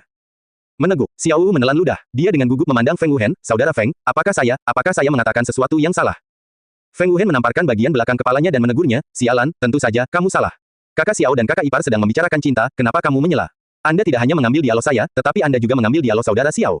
Apakah menurut Anda, sayap Anda telah tumbuh dan Anda dapat terbang sekarang? Bahkan ketika kamu sedang makan, kamu tidak bisa menutup mulutmu. Xiao Wu tampak hampir menangis, tidak tahu bagaimana harus bereaksi. Sun Yu tersipu lagi. Pada titik ini, tidak banyak waktu tersisa, dan pesta akan segera dimulai. Menjadi penampilan pertama malam itu, dia bergegas ke belakang panggung untuk bersiap. Saat mereka berjalan melewati lobi hotel, dia tiba-tiba menarik lengan Hu Suirong, menyadari dia telah meninggalkan sesuatu. Tunggu, aku belum mengambil tasku. Hu Suirong segera kembali ke meja dan mengambil tasnya. Tapi sebelum dia pergi, dia mengambil kesempatan itu untuk berkata pada Xiao Luo, Yu Yu adalah gadis yang baik. Jika Anda mencintainya, bawalah dia jauh-jauh karena perawat bukanlah profesi yang mudah. Dia sering harus begadang, dan bahkan gadis muda pun bisa menjadi tua dengan sangat cepat. Karena itu, dia tersenyum pada semua orang, berbalik dan pergi. Sister Suirong benar, meskipun profesinya tampaknya tidak mementingkan diri sendiri dan penuh kasih sayang. Hanya mereka yang bisa memahami betapa sulitnya, bukankah begitu, Sister Luo? Zhang Dasan berkata, melanjutkan apa yang ditinggalkan Hu Suirong. Benar, kamu benar. Sejak Anda memasuki aula ini sampai sekarang, itu adalah hal paling akurat yang Anda katakan. Sial, bahkan ketika kamu sedang minum kamu harus mengejekku. Zhang Dasan berdiri dan mendentingkan gelasnya dengan Xiao Rui, dan mereka berdua meminumnya, menenggak minuman itu sampai ke kerongkongan. Cukup untuk saat ini, makanlah, kalau tidak suamiku akan menghabiskan semua yang ada di meja, kata Xiao Rui bercanda kepada semua orang. Zhang Dasan berkata tanpa khawatir, berapa banyak yang bisa dimakan Tang Ren. Saudara Feng, ayo, tunjukkan padanya nafsu makanmu, itu akan membuatnya takut sampai mati. Menyembur. Setelah mendengar kalimat menakut-nakuti dia sampai mati, Xiao Rui tertawa, hampir menyemburkan minumannya ke seluruh meja. Untungnya, dia berbalik dengan cepat dan mengarahkannya ke lantai di sebelahnya. Kalau tidak, makanan di atas meja akan terbuang percuma. Tidak lama kemudian, pertunjukan gala dimulai. Sun Yu dan Hu Suirong, bersama 4 gadis lainnya, berjalan ke tengah panggung dan mulai menari mengikuti musik lembut. Xiao Luo tidak terlalu mempedulikan orang lain. Semua perhatiannya kini hanya terfokus pada Sun Yu. Sun Yu menari dengan indah mengikuti musik, bergerak dengan mulus dan anggun. Bentuk rampingnya melayang melintasi panggung dengan lembut, kostumnya membangkitkan gambaran kupu-kupu yang berkilauan saat kelopak bunga kecil melayang turun dari atas seluruh pemandangan. Kecantikannya memabukkan. Tabuk, tabuk, Xiao Luo hampir bisa mendengar suara jantungnya berdetak lebih cepat. Dia merasakan darah naik ke kepalanya. Dia membeku seperti orang idiot hanya dengan melihat Sun Yu menari di atas panggung. Saudaraku, kamu terharu, bukan? Tunggu apa lagi, cepat bawa dia, hehe, Zhang Dasan tanpa sadar telah merayap di sampingnya dan mendesaknya. Xiao Luo memutar matanya ke arahnya, dan berkata dengan kesal, apakah aku perlu kamu mengajariku? Brengsek, aku hanya mengkhawatirkanmu, Zhang Dasan berkata dengan cemas. Menari dengan anggun, bagaikan burung layang-layang membelai sarangnya, namun gesit seperti burung murai yang berseru di malam hari. Rombongan cantik itu memeluk alunan musik dalam tarian yang mencerminkan keindahan dan ketenangannya, seakan mengalir mengikuti angin. Rombongan Sun Yu mendapat sorakan antusias dari seluruh penonton. Saat penampilan mereka berakhir, mereka mendapat tepuk tangan meriah. Saudaraku, itu bukan penampilan buruk Yu Yu, kan? Kata Xiao Rui sambil menatap Xiao Luo tanpa niat lain. Tidak apa-apa, Xiao Luo berkata sambil mengangguk sambil menjawab. Wajah Xiao Rui berseri-seri sambil tersenyum. Seolah-olah dia baru saja memujinya. Jauh di lubuk hatinya, dia tahu bahwa yang dimaksud dengan, oke, adalah bahwa itu luar biasa. Saya mendengar dari dia bahwa Anda juga punya program. Xiao Luo bertanya dengan rasa ingin tahu. Saya punya satu pada awalnya, tetapi pada akhirnya saya membatalkannya. Mempersiapkan sebuah program itu rumit dan melelahkan, saya tidak ingin menyia-nyiakan waktu luang saya untuk hal-hal seperti itu. Xiao Rui berkata sambil cemberut, oh benar, saudaraku, aku sudah mengatakan ini kepadamu sebelumnya, jadi kamu harus memperhatikannya. Untuk gadis seperti Yu Yu yang memiliki sifat baik, apalagi dia lajang, dia punya banyak pelamar di rumah sakit. Fu Guiseng adalah salah satunya. Tidak diragukan lagi, dia adalah orang yang paling agresif dalam pengejarannya, dan dia menghadiahkan Yu Yu bunga setiap 3 hingga 5 hari sekali. Setelah mendengar ini, Zhang Dasan menepuk pahanya dan berkata, saya sudah mengatakan ini sebelumnya, pria itu pasti memiliki niat yang tidak murni tentang Pretty Girl Sun. Jika dia berani memperebutkan kakak ipar dengan kakak Xiao, maka aku akan membunuhnya. Feng Wuhen berkata, berseru dengan keras sambil menyesap alkoholnya. Dia menoleh ke arah Fu Guiseng. Siapa yang memberi orang seperti dia hak untuk memperebutkan seorang wanita dengan Xiao tua? Zhang Dasan berkata dengan nada mencemooh. Saudara Zhang benar, pengacau itu jauh lebih rendah daripada saudara Xiao dalam segala aspek. Kata Xiao Wu, menunggu waktu yang tepat untuk memulai percakapan. Kemudian, dia mengambil keputusan sendiri untuk menyusun rencana untuk Xiao Luo. Sejujurnya, tidak diperlukan trik mewah seperti memberi karangan bunga dan perhiasan saat mencoba merayu seorang wanita. Ayahku memberitahuku bahwa pada zaman dahulu, ketika seorang pria menyukai seorang wanita, yang harus dia lakukan hanyalah memukul wanita itu hingga pingsan dengan tongkat dan menyeretnya kembali ke rumah untuk bercinta dengannya. Hanya cinta sejati yang dibutuhkan, tidak perlu sesuatu yang rumit atau palsu. Memukul seseorang hingga pingsan dengan tongkat pemukul dan menyeretnya kembali. Xiao Luo menahan tawanya dan tidak mengucapkan sepatah kata pun. Di sisi lain, Zhang Dasan mulai tertawa hingga menangis. Dia terus-menerus memuji bakat Xiao Wu. Pada saat itu, Xiao Luo memperhatikan seseorang yang dikenalnya. Itu adalah bos pabrik plastik Yingtong, Jiang Yongchun. Seorang pria dengan watak ceria menemani Jiang Yongchun. Itu adalah Direktur He, yang dengan senang hati mereka temui sebelumnya. Rui, orang itu bukan dokter di rumah sakitmu, kan? Xiao Luo bertanya-tanya bagaimana Direktur He dengan benar menyebutkan bahwa tidak ada orang luar yang diizinkan masuk ke tempat itu. Pada akhirnya, dia sepertinya telah melanggar aturan. Saat Xiao Rui menelusuri garis pandang Xiao Luo, dia juga melihat Jiang Yongchun. Dia menjelaskan, dia adalah bos dari perusahaan manufaktur plastik yang memasok jarum suntik plastik ke rumah sakit kami. Si gendut tanpa dagu, He Ruan Liang, telah menerima banyak potongan harga dari perusahaan, jadi dia memperlakukan mereka seolah-olah mereka adalah leluhurnya. Xiao Luo mengangkat alisnya dan berpikir, jadi begitulah. Dia juga memperhatikan bahwa Xiao Rui menyebut sutradaranya sebagai gemuk tanpa dagu, yang menurutnya merupakan deskripsi yang tepat. Mengapa kita membicarakan tentang direktur Anda? Yang ingin saya tanyakan adalah mengapa Pretty Girl Sun belum kembali setelah menyelesaikan penampilannya. Zhang Dasan bertanya sambil berteriak. Yuyu masih perlu menghapus riasannya dan mengganti pakaiannya. Bukankah semua itu memerlukan waktu? Xiao Rui bertanya, meletakkan kedua tangannya di pinggul dan bersenandung. Kenapa Kasim lebih cemas daripada Kaisar? Bahkan kakakku tidak terburu-buru, jadi untuk apa kamu terburu-buru? Zhang Dasan tidak bisa berkata apa-apa sebagai tanggapan. Satu demi satu pertunjukan berlanjut sepanjang gala festival pertengahan musim gugur. Semua orang sangat menikmati acara tersebut dan setuju bahwa berbagai aksi, tarian, sketsa komik, dan nyanyiannya sungguh luar biasa. Sun Yu kembali mengenakan pakaiannya yang biasa, dan dia duduk di samping Xiao Luo setelah Xiao Rui memberi isyarat agar dia duduk di sana. Dia mengenakan blus kuning pastel yang longgar dan jin denim gelap ketat yang memberikan kesan cantik dan awet muda, menangkap kegembiraan dengan senyumannya yang indah dan mengharukan. Kakak Xiao Luo, pamanku menyebutkan sesuatu yang aneh kepadaku, kata Sun Yu, memulai percakapan. Hal aneh apa yang dia katakan? Xiao Luo bertanya. Memanfaatkan suara musik keras yang diputar, Sun Yu dengan berani berseru, dia menyuruhku untuk memegangmu erat-erat. Wajahnya langsung memerah setelah menyelesaikan kalimatnya. Xiao Luo memusatkan perhatian padanya, tapi dia memalingkan muka karena malu dan berpura-pura menghargai pertunjukannya. Dia tersenyum hangat dan berkata, jadilah pacarku. Sun Yu terkejut, detak jantungnya berdetak begitu cepat hingga dia tidak bisa bernapas, berpacu seperti seekor rusa kecil yang melompat dengan liar. Apakah ini sebuah pengakuan? Apakah Xiao Luo mengaku padanya? Bibirnya sedikit terbuka, matanya yang indah terbuka lebar, dan pipinya memerah. Xiao Luo menarik napas dalam-dalam dan mengulangi, Sun Yu, jadilah. Dia belum selesai ketika pembawa acara di atas panggung dengan bersemangat mengumumkan dengan suara yang menusuk, yang menenggelamkan apa yang ingin dikatakan Xiao Luo. Hadirin sekalian, final yang kita semua nantikan akan segera tiba. Ini dipersembahkan oleh ahli saraf kami yang paling tampan dan termuda, Dr. Fu, dan dia akan membawakan lagu Being Your Man. Dr. Fu multi-talenta. Dia tidak hanya menjadi pilar inti rumah sakit kami, tetapi dia juga belajar sendiri bermain piano. Setelah lulus ujian kelas 7 dari Asosiasi Musisi, bakat musiknya dianggap sangat tinggi. Jadi mari kita sambutnya dengan tepuk tangan meriah. Dewa laki-laki dari semua perawat di rumah sakit, Fu Guiseng. Tepuk tangan meriah bergema di seluruh aula. Bahkan banyak penonton wanita yang meneriakkan, Dr. Fu, dengan keras. Adegan itu bisa dikatakan sangat hidup. Menjadi sorotan, Fu Guiseng memegang mikrofon dan berjalan ke atas panggung. Pada saat yang sama, sebuah piano dibawakan oleh kru di belakang panggung. Apa-apaan ini, anak ini bahkan bisa bermain piano. Wajah Zhang Dasan penuh penghinaan. Dia memandang Fu Guiseng dan berkata, bisakah kamu mempercayai ini? Feng Wuhen menggelengkan kepalanya, tidak apa-apa, aku tidak percaya. Zhang Dasan kemudian berbalik ke arah Xiao Wu dan berkata, apakah kamu percaya ini? Jika dia benar-benar bisa bermain, maka bunuh aku dengan menyuruh seseorang menjentikkan pantatku sampai aku mati, kata Xiao Wu tegas. Xiao Luo berkata dengan lembut, tidakkah ada di antara kalian yang memperhatikan tangannya sekarang? Kukunya pendek, dan daging ujung jarinya tidak melebihi ujung jarinya. Selain itu, ujung jarinya bulat dan telapak tangannya lebar. Ini semua adalah ciri-ciri seorang pianis pada umumnya. Selain itu, rasa percaya diri yang terpancar dari dirinya membuat ia bisa bermain. Namun, apakah dia lulus ujian kelas 7 adalah masalah lain? Hal ini tentu saja membuat Xiao Wu terkejut. Jika Fu Guiseng bisa bermain piano, pantatnya akan terguncang sampai dia mati. Xiao Rui terkikik dan berkata, adikku mempunyai pengamatan yang tajam, tidak seperti kalian orang-orang tua yang kasar. Jujur saja, Fu Guiseng memang punya satu atau dua trik. Suaranya mirip dengan Zhang Xingze, lembut dan bagus, sementara permainan pianonya juga cukup mahir. Selama pesta festival pertengahan musim gugur yang lalu, dia memainkan Chopin Nocturnes, yang sangat menyentuh hati penonton. Berdebar, dahi Xiao Wu membentur meja dengan keras, dan dia menunjukkan ekspresi tak bernyawa. Dia berpikir dalam hati, kenapa tidak ada hal lain yang lebih baik yang bisa kulakukan selain mengutuk diriku sendiri. Pada saat itu, Fu Guiseng yang berada di atas panggung memasang senyuman menawan, dan mengucapkan beberapa patah kata, sebelum saya memulai lagu saya ingin mengatakan beberapa patah kata kepada seorang gadis tertentu, dan saya ingin kalian semua di sini untuk melakukannya, jadilah saksiku. Seorang pria yang memegang buket mawar berjalan dengan cepat menuju ke atas panggung. Saat penonton bertanya-tanya apa yang sedang terjadi, Fu Guiseng menerima buket itu dan berlutut. Tatapannya yang dalam tertuju pada Sun Yu, yang duduk di bawah panggung. Yuyu, saat pertama kali aku melihatmu, aku terpesona oleh kecantikanmu. Sejak saat itu, aku telah kehilangan jiwaku, dan kaulah yang mencurinya.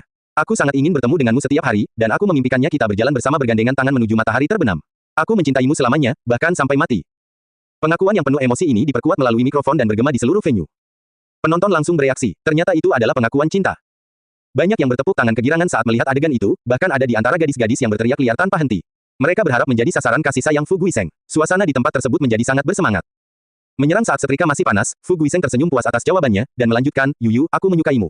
Maukah kamu menjadi pacar Fu Guiseng dan biarkan aku memanjakan dan menyayangimu? Aku ingin menjadikanmu wanita paling bahagia di dunia. Sun Yu tercengang dan bingung. Dia tidak pernah menyangka Fu Guiseng akan melakukan aksi seperti itu. Memberikan dukungan dan dorongan yang meriah, teman-teman Fu Guiseng berseru serempak. Terima dia, terima dia. Mereka dengan cepat menerima dukungan dari orang lain. Bagaimanapun, ini adalah acara yang romantis sekaligus penting, sehingga tidak ada alasan bagi penonton untuk tidak ikut mendukung acara ini. Kebisingan itu dengan cepat menjadi semakin keras dan gelombang demi gelombang suara menggema di seluruh tempat, mendorong Sun Yu untuk menerima lamaran tersebut. Persetan dia dan tindakan mencuri cintanya. Orang itu benar-benar punya trik murahan. Zhang Dasan sangat marah. Jauh di lubuk hatinya, dia tahu betapa efektifnya trik ini, dan banyak wanita di luar sana yang akan menyerah padanya. Sejujurnya, akan selalu sulit jika penonton berteriak, terima dia, dan seorang pria yang menyatakan cintanya di depan umum. Betapapun kuatnya keinginan seorang wanita, mereka akan diliputi emosi dan menerima lamaran dengan tangan terbuka, terutama jika pihak yang melamarnya sukses dan kaya raya. Xiao Rui marah dan benar-benar merasa jijik. Tidak tahu malu, dia berkata dengan keras. Feng Wuhen berdiri dengan suara keras dan berkata, persetan dengan neneknya. Dia jelas-jelas berusaha mencuri adik iparnya. Kakak Xiao, tunggu, di mana kakak Xiao? Setelah pulih dari keterkejutan awal, mereka kembali sadar. Kursi yang ditempati Xiao sekarang kosong, dan dia tidak terlihat. Karena Xiao Luo tidak terlihat, wajah Sun Yu berangsur-angsur menjadi pucat saat dia melihat ke arah mata Fu Guiseng yang penuh kerinduan dan penuh kasih sayang. Ketika sorakan terus berlanjut dengan suara yang bagus dari staf rumah sakit, dia tidak tahu harus berbuat apa. Menerima Fu Guiseng adalah hal yang mustahil. Dia sama sekali tidak menyukainya. Orang yang sangat membuatnya tertarik adalah Xiao Luo. Namun rasanya kejam jika menolaknya di hadapan orang banyak dan menyebabkan dia kehilangan muka. Sun Yu juga tidak ingin mengecewakan semua orang selama acara meriah tersebut. Apa yang harus dia lakukan? Sun Yu panik dan hampir menangis. Situasi ini membuatnya kewalahan, membuatnya berada dalam kebingungan yang mendalam. Bahkan saat dia bergulat dengan emosinya yang saling bertentangan, melodi yang tertinggal mulai menyenandungkan momen tersebut, seolah-olah diatur waktunya dan dikoreografikan untuk memperoleh respons terakhir berupa penegasan. Sorakan meriah tiba-tiba mereda, dan perhatian semua orang tertuju pada sosok yang duduk di depan piano. Jari-jarinya yang lincah menari lembut di atas tuts hitam putih. Satu melodi penuh gairah dimainkan dari piano, bergema lembut di seluruh tempat. Penonton terdiam dan mendengarkan dengan penuh semangat. Karya piano apa ini? Kenapa aku belum pernah mendengarnya sebelumnya? Sungguh menakjubkan. Oh, aku bahkan bisa merasakan telingaku hamil. Berhenti bicara dan dengarkan dengan tenang. Di tengah kerumunan, para pecinta musik berbisik kagum. Bahkan orang biasa yang tidak terbiasa dengan genre ini pun terpesona oleh musiknya. Tampaknya datang dari jiwa, membangkitkan emosi yang tenang dan gembira. Zhang Dasan dan teman-temannya terpesona. Mereka semua duduk diam, menatap panggung, dengan mulut terbuka lebar. Satu-satunya sosok di piano itu tidak lain adalah saudara baiknya, Xiao Luo. Apa-apaan ini? Apakah mataku mempermainkanku? Xiao tua benar-benar bisa bermain piano. Dia bergumam kaget. Xiao Rui menggemakan pemikirannya, bertanya pada dirinya sendiri, kapan kakakku belajar bermain piano? Tang Ren, Feng Wuhen, dan Xiao Wu segera sadar kembali dan berseru dengan penuh semangat, saudara-saudara Xiao benar-benar hebat. Itu adalah Xiao Luo. Emosi Sun Yu berubah dari linglung, terlalu terkejut, dan kemudian berubah menjadi kegembiraan mutlak. Dia menatap langsung ke mata Xiao Luo dan meleleh karena kasih sayang yang dalam. Wajah Fu Guiseng bergerak-gerak tak terkendali. Bagaimana ini bisa terjadi? Dia telah berhati-hati dalam mengatur penampilannya seputar pengakuan cintanya pada Sun Yu. Dia bermaksud untuk mengambil keuntungan penuh dari kerumunan yang bersorak-sorai, seperti yang dia rencanakan bersama teman-temannya. Ini akan menempatkannya pada posisi yang membuatnya sulit untuk menolak lamarannya. Faktanya, dia sudah membayangkan dirinya berguling-guling di tempat tidur bersama Sun Yu malam itu juga. Dia hanya tinggal selangkah lagi, tapi tetap saja, hanya satu langkah terlalu jauh. Ternyata, hal itu, seperti aliran air yang deras, bertabrakan dengan gunung yang tidak bergerak. Rencananya telah digagalkan, dan semuanya kini tampak sia-sia. Yang paling membuat Fu Guiseng kesal adalah Xiao Luo kini telah duduk di depan piano yang menjadi haknya. Saat pertama kali menyadari apa yang terjadi, dia langsung bergegas menuju tengah panggung. Kemudian saat melodi nada-nada cerah dan gembira yang tersisa bergema dengan lembut di seluruh panggung, Fu Guiseng terhenti di jalurnya. Sebagai seorang pianis ulung, dia secara alami memahami seluk-beluk dan nuansa lagu yang dimainkan Xiao Luo. Penataan karya itu sungguh luar biasa. Pria ini sebenarnya adalah seorang pianis yang sangat berbakat. Fu Guiseng sangat terkejut. Dia tidak bisa mempercayainya, dan lebih dari segalanya, dia tidak bisa menerimanya. Yang tidak diketahui siapapun adalah bahwa Xiao Luo memiliki bakat alami dalam bidang musik. Selain menyanyi, ia mahir dalam banyak alat musik, termasuk piano. Saat Xiao Luo duduk di depan piano, dia tampil anggun dengan gaya dan budaya seorang pianis profesional. Dia bermain dengan terampil, dan jari-jarinya yang lincah menghasilkan nada-nada yang indah dan cerah dari keyboard. Dia sungguh menyenangkan untuk ditonton dan didengarkan. Semua orang yang mendengarkan karya musiknya dipindahkan ke dimensi lain saat melodi membawa mereka melalui perjalanan musik dengan emosi yang dalam dan pribadi. Suara perkenalan yang penuh perasaan, bagi sebagian orang, membangkitkan kenangan lama akan tanah air mereka dan perjalanan panjang melintasi dataran musim dingin. Seiring perkembangan musik, tempo meningkat, masih lambat namun lebih hidup, membangkitkan gambaran keceriaan dan pesta pora, ladang yang matang dengan warna kuning dan emas, dan harapan baru. Itu sangat indah, seperti pemandangan alam yang masih asli dan anggur vintage yang berkualitas, suasananya memesona sekaligus memabukkan. Tak ada kata yang bisa menggambarkan keajaiban dan misteri komposisi musik yang dimainkan malam itu. Saat musik mendekati akhir, temponya menjadi lebih energi yang seolah membuat pendengarnya melayang menembus pegunungan. Kemudian ia melambat lagi, turun hingga bergema menembus bumi dan menyusuri sungai-sungai yang mengalir. Kemudian, saat ia terangkat sekali lagi, membangkitkan emosi kegembiraan dan pencapaian, ia akhirnya berkembang menjadi crescendo, memunculkan gambaran semburan kembang api yang cemerlang menerangi langit malam. Tepuk tangan meriah terdengar ketika musik berakhir dengan tepuk tangan meriah dari penonton yang sangat mengapresiasi. Sederhananya, itu hanyalah pesta pendengaran. Bab 17. Setelah musik berakhir, penonton dibuat terpesona, tergerak oleh melodi liris, dan nada-nada yang tersisa dari pianis virtuoso. Jiwa mereka sepertinya ditenangkan oleh lagu itu. Untuk sesaat, seluruh pesta hening, Anda bisa mendengar suara pin drop. Xiao Luo berdiri, membungkuk kepada kerumunan, dan berjalan menuju tuan rumah yang tercengang. Dia mengambil mikrofon dari pembawa acara, dan menghadap Sun Yu, dengan lantang berkata, Sun Yu, mulai hari ini kamu adalah wanitaku. Apa? Sun Yu terpesona. Dia gemetar, setengahnya sangat gembira, dan setengahnya lagi gelisah. Dia merasakan sesak napas saat mendengar dia mengucapkan kata-kata itu. Kenikmatan itu datang terlalu tiba-tiba, dan dia benar-benar lengah. Semua orang yang hadir sama-sama terkejut. Apa yang baru saja terjadi di sini? Mengapa dua orang menyatakan perasaannya kepada gadis yang sama di saat yang bersamaan? Tidak, ini bukan sekedar lamaran untuk bersatu, juga bukan sekedar pengakuan cinta. Itu adalah pengumuman, pernyataan langsung dan tidak dapat dibatalkan bahwa Sun Yu adalah wanitanya. Apa-apaan ini? Xiao tua sungguh luar biasa, hahaha. Kata Zhang Dasan, dia tidak bisa menahan diri, mengumpat adalah kebiasaannya. Tidak ada hiasan atau kata-kata elegan untuknya. Tidak ada yang lebih baik daripada pilihan makian untuk menyampaikan maksudnya. Hal ini lebih langsung, berdampak, dan efisien. Wah, apa-apaan ini? Tidak heran dia adalah kakak laki-lakiku Xiao, tidak ada yang bisa menandingi semangat keberaniannya, kata Feng Wuhen dengan sikap lugas seperti biasanya. Adikku terlalu suka memerintah, tapi aku menyukainya, hehe. Kata Xiao Rui sambil tersenyum. Kemudian, melihat ke arah Tang Ren, yang duduk tepat di sebelahnya, dia mengulurkan tangan untuk menarik telinganya. Dengan mengomel, dia berkata, lihat betapa beraninya kakakku, kenapa kamu tidak bisa lebih seperti itu? Tang Ren meletakkan tangannya ke telinga, berseru kesakitan, istriku, sakit. Lepaskan, jika tidak, telingaku akan dicabut. Xiao Rui melepaskannya, menatapnya dengan ekspresi kesal. Penampilannya menjelaskan segalanya, bisakah suaminya memenuhi harapannya? Dasar Jingan, Yuyu adalah wanitaku, apa yang kamu lakukan di sini? Fu Guiseng, yang sekarang berada di atas panggung, berteriak dengan marah, menggeram pada Xiao Luo seperti anjing liar yang diikat. Semuanya, dengarkan, orang ini bukan dari rumah sakit kami. Dia sengaja di sini untuk menimbulkan masalah. Memang benar, kami tidak memiliki orang seperti itu di rumah sakit kami. Dokter, pengakuan Fu yang direncanakan telah terganggu karena dia, semuanya, segera usir dia. Kelompok teman-teman gaduh Fu Guiseng berteriak sambil mengangkat tinju mereka dari meja di bawah. Pernyataan Fu Guiseng mengejutkan semua orang. Bukankah dia dari rumah sakit? Bangkit dari mejanya, Direktur Heruan Liang, sebagai orang dengan otoritas tertinggi di rumah sakit, memberikan dukungan, rekan-rekan, orang ini memang bukan pegawai rumah sakit kami. Saya tidak tahu apa tujuannya di sini. Dia telah mengganggu dan membahayakan pengakuan romantis Dr. Fu, dan saya mendorong semua orang untuk tidak tertipu oleh kemampuannya memainkan musik yang begitu bagus. Kita harus mendukung kolega kita dan mendukung Dr. Fu. Tampak jelas pria gendut tanpa dagu ini berdiri di sisi Fu Guiseng. Penonton mendengarkan, dan beberapa mengangguk setuju. Beberapa dokter pria pemarah tiba-tiba berdiri, menunjuk dan meneriaki Xiao Luo, masih di atas panggung. Siapa kamu? Apa yang kamu lakukan di sini, menyelinap ke pesta rumah sakit kita? Apakah untuk makanan dan minuman gratis? Mengapa Anda mengganggu rencana Dr. Fu? Bagaimana bisa kamu melakukan hal seperti itu setelah dia menyatakan perasaannya di depan umum? Anda sebaiknya memberi kami penjelasan yang tepat. Jangan mengira gelandangan sepertimu bisa keluar dari sini dengan mudah. Sebaiknya kamu turun dari panggung sekarang. Panggung bukanlah tempat bagi pecundang sepertimu. Xiao Luo kini telah menjadi sasaran kemarahan orang banyak dan dicemooh dari segala arah. Mengabaikan keributan itu, dia mengambil mikrofon. Dengan tenang, dia menatap langsung ke arah Sun Yu, yang berdiri tepat di bawah panggung, lalu tersenyum lembut dia berkata, Sun Yu, selama kamu mengangguk dan setuju, aku akan segera membawamu pergi. Dia tidak peduli dengan pendapat orang lain, dia hanya tertarik pada apa yang dikatakan Sun Yu. Sekalipun seluruh dunia keberatan, dia tetap akan menjauhkannya dari semua ini. Dia hanya perlu memberinya anggukan. Yuyu, cepat setujui kakakku. Xiao Rui berteriak dengan penuh semangat. Zhang Dasan, Feng Wuhen, dan Tang Ren semuanya memandang Sun Yu dengan cemas.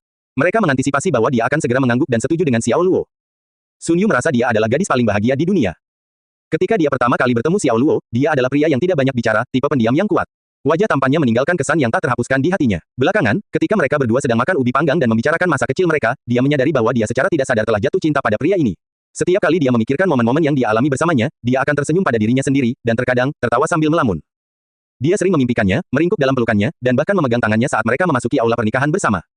Di sini, dan saat ini, pria ini sedang menghubunginya dan memintanya menjadi wanitanya. Seolah-olah dia tenggelam dalam pot madu yang penuh dengan nektar, cantik dan manis. Saya setuju. Sun Yu mengangguk kegirangan, tapi sebelum dia bisa mulai berbicara, sebuah suara kasar terdengar di sampingnya.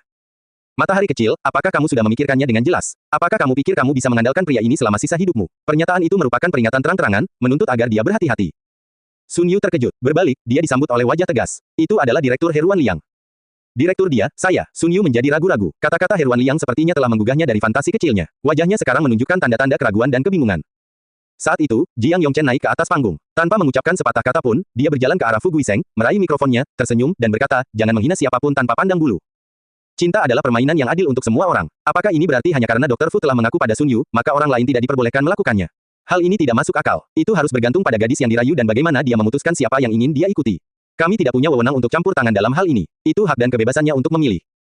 Dia berjalan di samping Xiao Luo. Kalian masih belum tahu siapa dia, kan? Izinkan saya untuk membuat perkenalan besar. Dia tidak lain adalah bos lokakarya Luo saat ini. Dan alasan mengapa dia ada di sini hari ini adalah karena saya mengundangnya. Itu tidak ada hubungannya dengan beberapa dari Anda yang mengatakan tentang makan dan minum gratis. Apa? Dia adalah bos dari bengkel Luo. Pernyataan Jiang Yongchun memiliki efek seperti bom yang meledak tepat di ruang dansa.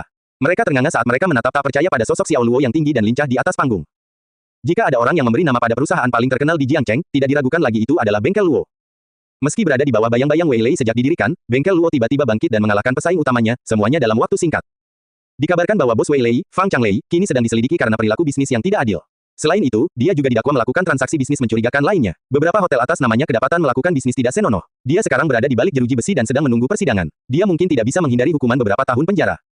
Berita jatuhnya Fang Changlei dari kejayaan membuat semakin banyak orang penasaran tentang siapa dan orang seperti apa bos bengkel Luo itu. Bagaimana dia bisa menghidupkan kembali lokakarya Luo dan segera mengungguli pesaing sekuat Wei Lei? Pria ini sekarang hadir di sini, berdiri di atas panggung. Orang yang sangat muda dan berani, dengan kemampuan memainkan musik yang begitu indah, ini. Semua orang kehilangan kata-kata. Mereka berdiri terpaku di lantai. Dalam benak mereka, mereka membayangkan Xiao Luo sebagai gunung yang menjulang tinggi dan tak tergoyahkan yang tidak dapat dilewati. Beberapa dokter laki-laki tua pemarah yang sebelumnya menyuarakan perbedaan pendapat mereka sekarang menjadi malu dan segera duduk. Makanan dan minuman gratis, gelandangan, pecundang. Wajah mereka langsung memerah setelah diberitahu nama pemuda misterius di atas panggung, Xiao Luo. Setelah mengonsumsi resep yang diberikan Xiao Luo untuk sementara waktu, Jiang Yongchun menemukan bahwa energinya telah kembali. Apa yang membuatnya semakin gembira adalah bahwa adik laki-lakinya, yang selama beberapa waktu tidak menanggapi jenis kelamin yang lebih adil, akhirnya bangkit dari tidur panjangnya. Meski tidak kembali semegah saat dia masih muda, setidaknya dia bisa menikmati kebersamaan intim dengan seorang wanita. Dia sangat berterima kasih kepada Xiao Luo dan menjadi pendukung setianya. Oleh karena itu, ketika dia melihat orang-orang itu membuat keributan dan membuka mulut untuk menolak Xiao Luo, dia memutuskan untuk berdiri dan mengungkapkan identitas Xiao Luo. Tujuannya adalah menghentikan niat jahat mereka. Dia adalah mitra rumah sakit, dan banyak dokter serta pemimpin terkemuka yang mengenalinya, jadi apapun yang dia katakan akan berpengaruh. Yang paling terkejut sekarang adalah Xiao Rui dan Tang Ren. Saudaraku adalah bos dari bengkel Luo. Xiao Rui memandang Zhang Dasan dan bertanya dengan tidak percaya. Zhang Dasan mengangkat bahu, merentangkan tangannya, dan berkata, ya, saya sudah mengatakan itu sebelumnya. Kaulah yang tidak mempercayainya. Kami berdua bersaudara bekerja untuknya. Feng Wuhen dan Xiao Wu mengangguk berbarengan. Ya Tuhan, adikku sangat kuat. Tang Ren tidak percaya. Ini jauh melampaui imajinasinya. Dia tidak pernah menyangka akan memiliki hubungan dekat dengan bos yang memiliki kekayaan bersih ratusan juta dalam hidup ini. Bagaimanapun, dia hanyalah seorang magang kecil dan bahkan belum menerima sertifikasi dokternya. Dia adalah anak kecil. Dia tidak menyangka bahwa orang seperti itu, bos bengkel Luo, dengan kekayaan bersih setidaknya 7 hingga 8 miliar, adalah saudara laki-laki istrinya. Sun Yu tercengang. Dia merasa seperti kehilangan kemampuan untuk mengendalikan tindakannya dan berdiri terpaku di tanah tempatnya berdiri. Matanya menatap Xiao Luo yang berada di atas panggung. Dia bergumam pelan pada dirinya sendiri, jadi dia sebenarnya adalah bos dari bengkel Luo. Berita yang tiba-tiba ini mengejutkannya dan membuatnya terkejut. Dia akhirnya mengerti mengapa pamannya memintanya untuk mempertahankan Xiao Luo, tapi... Bibir Sun Yu bergetar. Dia duduk di kursinya seolah-olah dia telah kehilangan jiwanya. Ini bukan kabar baik baginya. Dia membayangkan kesenjangan yang semakin besar antara dirinya dan Xiao Luo yang terlalu lebar untuk dijembatani. Dia menyamakannya dengan Xiao Luo yang berada di langit, dan dia berada di tanah. Dia adalah seorang pengusaha muda dan bos yang menjanjikan di sebuah perusahaan terkenal, sementara dia hanyalah seorang perawat dari latar belakang yang sederhana, dengan gaji bulanan sebesar 3.000. Tiba-tiba, dia merasa malu bahkan dikaitkan dengan Xiao Luo karena kesenjangan identitas dan status sosialnya. Nona Sun Yu yang cantik, apakah Anda akan memilih Dr. Fu di sana atau Presiden Xiao yang muda dan menjanjikan di sebelah saya? Suara keras Jiang Yongchun membawanya kembali ke dunia nyata. Semua mata tertuju padanya saat itu. Rasanya seperti dinding raksasa yang tak terlihat telah terbentuk, dan tekanan itu menghancurkannya. Mata Hu Suirong dipenuhi harapan dan antisipasi, dan dia tidak takut untuk menunjukkan emosinya. Dari sudut tempatnya berdiri, dia berteriak penuh semangat kepada Sun Yu, Yu, cepat pilih Xiao Luo. Dia pasti bisa membawamu keluar dari lubang neraka kotor ini. Dengan seluruh perhatian tertuju padanya, Sun Yu hanya duduk diam, menatap kosong ke depan. Sepertinya Sun Yu mengalami demam panggung yang tertunda karena dia naik panggung lebih awal. Aku juga tidak akan memilih. Dia tiba-tiba berdiri dan mengumumkan dengan keras, sebelum berbalik dan berlari keluar pintu. Tidak memilih keduanya, Jiang Yongchun tercengang, Zhang Dasan tercengang, dan Xiao Rui terlebih lagi. Dia sangat terkejut. Itu adalah akhir yang tak terduga dari malam yang penuh peristiwa. Siapa sangka Sun Yu tidak akan memilih keduanya. Apa yang terjadi di sini? Zhang Dasan bertanya. Dia memandang Xiao Rui, tidak mengerti apa yang baru saja terjadi. Xiao Rui membalas, kamu bertanya padaku. Lalu siapa yang harus aku tanyakan? Dia pernah bertanya pada Sun Yu tentang perasaannya terhadap kakaknya secara pribadi sebelumnya. Dari cara Sun Yu berbicara, dia yakin Sun Yu menyukai kakaknya, tapi kenapa Sun Yu tiba-tiba menolaknya? Dia bingung. Xiao Luo masih menatap ke pintu. Kemudian dia menggelengkan kepalanya, meletakkan mikrofon, dan langsung turun dari panggung. Jiang Yongchun berdiri di atas panggung, untuk beberapa saat tidak tahu harus berbuat apa. Dia ingin melakukan perbuatan baik untuk Xiao Luo, tapi siapa yang tahu hasilnya akan seperti ini? Rencananya tidak berjalan sesuai harapan, dan dia sekarang telah mempermalukan Xiao Luo juga. Jiang Yongchun, apa urusanmu di sini? Xiao Luo tiba-tiba berhenti ketika dia berjalan melewati pria itu, berbalik, dan mengarahkan pertanyaan yang dingin dan sulit itu padanya. Lalu dia turun dari panggung tanpa menoleh ke belakang. Presiden Xiao, ini aku. Jiang Yongchun sangat ingin menamparkan dirinya sendiri saat itu juga. Situasi apa yang dia alami, bukan saja dia tidak mendapat manfaat apapun, malah Xiao Luo sekarang menaruh dendam padanya. Jiang Yongchun kecewa dan kehilangan kata-kata. Saudaraku, apakah kamu baik-baik saja? Xiao Rui bertanya sambil melihat Xiao Luo berjalan ke arahnya dengan dingin. Xiao Luo menepuk puncak kepalanya, tersenyum, dan berkata, apa yang bisa terjadi padaku? Saudaraku, jangan sedih. Yuyu mungkin tidak siap dengan semua yang terjadi di sana. Aku jamin dia pasti menyukaimu, kata Xiao Rui. Ya, berdasarkan pengalamanku selama 7 hingga 8 tahun menjemput gadis cantik Sun pasti memiliki perasaan padamu. Tapi saya tidak mengerti mengapa dia menolak Anda, kata Zhang Dasan. Saat dia memikirkan hal ini, dia menyentuh dagunya sekali lagi, membelai janggut khayalannya. Xiao Luo tersenyum tetapi tidak berbicara. Dia tidak terlalu kecewa. Dia hanya berpikir bahwa Sun Yu sepertinya menyembunyikan sesuatu, terutama setelah apa yang dikatakan teman Sun Yu, Hu Suirong kepada mereka, membawanya jauh. Sepertinya dia sedang mengisyaratkan sesuatu padanya. Bagiku, apa yang dikatakan Xiao Wu benar. Jangan terlalu memikirkan kemungkinan hipotetis ini, cukup pukul dia sampai pingsan dan bawa dia kembali. Feng Wuhen mengutarakan pendapatnya dengan keyakinan yang teguh. Xiao Luo menatapnya, tidak bisa berkata-kata. Sun Yu berjalan ke sudut terpencil, lalu bersandar di pohon, dia menangis. Dia menangis seperti anak kecil yang tersesat di malam hari. Yu, Hu Suirong, yang mengejarnya, berseru ketika dia melihat Sun Yu. Sun Yu mulai terisak. Dia mencoba menutupi rasa sakitnya dengan tangannya, tetapi pengekangan itu hilang ketika Hu Suirong meletakkan tangannya di bahunya. Dia berbalik, memeluk Hu Suirong dan menangis, Suirong, apa yang harus saya lakukan? Apa yang harus saya lakukan? Hiks. Mata Hu Suirong juga memerah, dan dia membelai bagian belakang bahunya dengan lembut, mengapa kamu tidak setuju untuk pergi bersamanya? Aku tahu Xiao Luo adalah pria yang baik. Itu karena dia terlalu bagus, terlalu luar biasa, itulah mengapa saya tidak berani menjanjikannya. Kau tahu, aku bukan gadis yang bersih, jika hal itu TN, seperti serangan asma, tapi penulis sepertinya mengisyaratkan sesuatu yang lebih serius dan tidak jelas mengenainya, aku. Hu Suirong dapat melihat rasa sakit di wajahnya dan pergulatan batin di dalam dirinya. Sun Yu menggigit bibirnya dengan keras dan berkata, aku sama sekali tidak pantas mendapatkannya. Jangan konyol, ini bukan salahmu. Itu semua salahnya. Dia telah menyakitimu, dan dia juga menyakitiku. Aku terjebak terlalu dalam, aku tidak bisa kembali lagi, tapi kamu tidak sama. Anda harus memperkuat tekad Anda dan terus maju. Kamu tidak bisa lagi dikendalikan olehnya, jadi beranilah dan pergi bersama Xiao Luo. Orang itu bisa menyelamatkanmu, kata Hu Suirong, menghiburnya. Sun Yu menggelengkan kepalanya dan berkata, saya tidak berani memberitahu dia. Apakah kamu ingin terus disiksa oleh bajingan itu? Emosi Hu Suirong tidak terkendali saat ini, dia hanyalah seekor binatang buas. Dia telah menyakiti banyak gadis muda, aku tidak bisa lagi melihatmu dihancurkan olehnya. Jadi, aku berjanji padamu, Xiao Luo, bisa membawamu pergi dari semua ini. Aku ingin memikirkannya dengan benar. Sun Yu menunduk, air matanya terus mengalir di wajahnya. Sudah 7 hari sejak gala pertengahan musim gugur. Sejak itu, Xiao Luo tidak menghubungi Sun Yu, dia juga tidak berinisiatif untuk menghubunginya. Sejujurnya, dia telah jatuh cinta pada gadis itu, tetapi setelah penolakannya, dia tidak berada dalam kerangka berpikir yang benar, hampir tidak banyak bicara, kecuali jika diperlukan. Seperti Zhang Dasan, dia mulai membiasakan diri menonton program kencan buta di malam hari sambil duduk di sofa sambil membawa sekaleng minuman. Pikirannya dipenuhi dengan emosi yang saling bertentangan. Dia bertanya-tanya apakah ada kesulitan tak terkatakan yang dialami Sun Yu, atau apakah dia tidak tahu cara merayu seorang gadis dan membuat seorang gadis bahagia. Kemungkinan yang pertama tampaknya tidak mungkin terjadi, tetapi jika yang kedua adalah yang kedua, dia mungkin akan belajar dari program kencan buta ini. Xiao tua, kabar baik. Fang Changlei ditangkap karena prostitusi di hotelnya. Dia divonis 2 tahun 8 bulan. Wei Lei sudah selesai, kata Zhang Dasan. Dia sedang duduk di lantai ruang tamu bersama Feng Wuhen dan yang lainnya, bermain kartu sambil melaporkan kabar terbaru kepada Xiao Luo. Pelacuran. Xiao Luo menggelengkan kepalanya dan terkekeh pelan, kalau begitu, dia benar-benar tamat berkat tindakannya sendiri. Bukankah itu persis seperti pepatah di internet, jangan lakukan, jangan mati. Fang Changlei si idiot itu benar-benar bukti nyata dari ungkapan ini. Zhang Dasan perlahan membuka ketiga kartunya, dan ketika dia melihat apa itu, binar bersinar di matanya. Ketiga kartu itu adalah hati, dan itu lurus, itu berarti dia melakukan pukulan lurus. Ini akan mengalahkan semua setelan lainnya. Dia kemudian meletakkan kartu-kartu itu di lantai di depannya, sebelum membatalkan taruhannya. Sial, aku menelepon $500. Berteriak keras, dia mengeluarkan uang 500 dari sakunya dan membantingnya dengan keras. Saudara Zhang, kamu terlalu menakutkan. Kami baru saja memulai permainannya, dan kamu bermain sangat besar, kata Xiao Wu, ekspresi kosongnya yang biasa sedikit berubah. Tepat sekali, gaji kami tidak sebesar gajimu, jadi jangan main-main sebesar ini. Yang lain mulai mengeluh. Zhang Dasan membalas dengan suara keras, berhentilah bicara omong kosong, jika kamu ingin mengikuti, ikuti saja. Jika Anda tidak ingin mengikuti, lipatlah kartu Anda. Sesederhana itu. Xiao Wu melihat kartunya sendiri, alisnya menyatu. Dia berkata, lupakan saja. Saat dia melipat, 3 orang berikutnya masih memeriksa kartu di tangan mereka, lalu ketiganya mulai meletakkan tangan mereka menghadap ke bawah, satu demi satu. Mereka keluar dari permainan. Feng Wuhen, sebaliknya, memutuskan untuk memulai dengan taruhan gelap. Dia bahkan tidak melihat kartunya sebelum mencocokkan taruhan Zhang Dasan. Tampaknya dia menaruh kepercayaannya sepenuhnya pada keberuntungan. Oke, saya akan mengikuti. Dia menimpali sambil memasang taruhan $500-nya. Hehe, anak kecil, kalau kamu mau menyeberang denganku tidak apa-apa. Saya berani bertaruh 500 lagi, kata Zhang Dasan sambil menyingsingkan lengan bajunya dan berpose seperti sedang mencari perkelahian. Taruhan $500 lainnya telah dipasang. Saya akan terus mengikuti. Feng Wuhen sedang mengejar. Dia bertaruh 500 lagi, menyukai sensasi dan kegembiraan. Kak, kamu terlalu hebat. Kamu berpikir untuk bersilangan pedang denganku tanpa melihat kartumu. Hanya melakukan perlawanan, saudara. Sepeda pun bisa mengalahkan sepeda motor, dan hanya dengan taruhan sederhana, siapa tahu troli bisa menjadi BMW. Feng Wuhen berkata sambil menjilat bibirnya dan tertawa. Jangan sampai celanamu hilang juga. Zhang Dasan mengambil 1000 dari sakunya dan melemparkannya ke bawah, 1000. Melihat uang kertas merah di tanah yang mulai menumpuk seperti bukit kecil, Xiao Wu dan yang lainnya mau tidak mau menelan ludah. Mata mereka terpaku pada tumpukan uang tunai yang sangat besar. Dalam hati, mereka berharap semua uang itu menjadi milik mereka. Feng Wuhen mulai ragu-ragu dan mempertimbangkan apakah dia ingin memeriksa kartunya terlebih dahulu. Kenapa kamu membuang-buang waktu? Aku bertanya apakah kamu mau mengikuti atau tidak. Zhang Dasan tidak takut. Dia memegang straight flush, dan itu adalah tangan yang menang. Dia tidak perlu takut. Pada saat itu, Xiao Luo menghampiri dan menepuk bahu Zhang Dasan, mengapa kamu bermain begitu besar, apakah kamu memperlakukan tempatku seperti kasino? Xiao tua, harganya hanya $2000.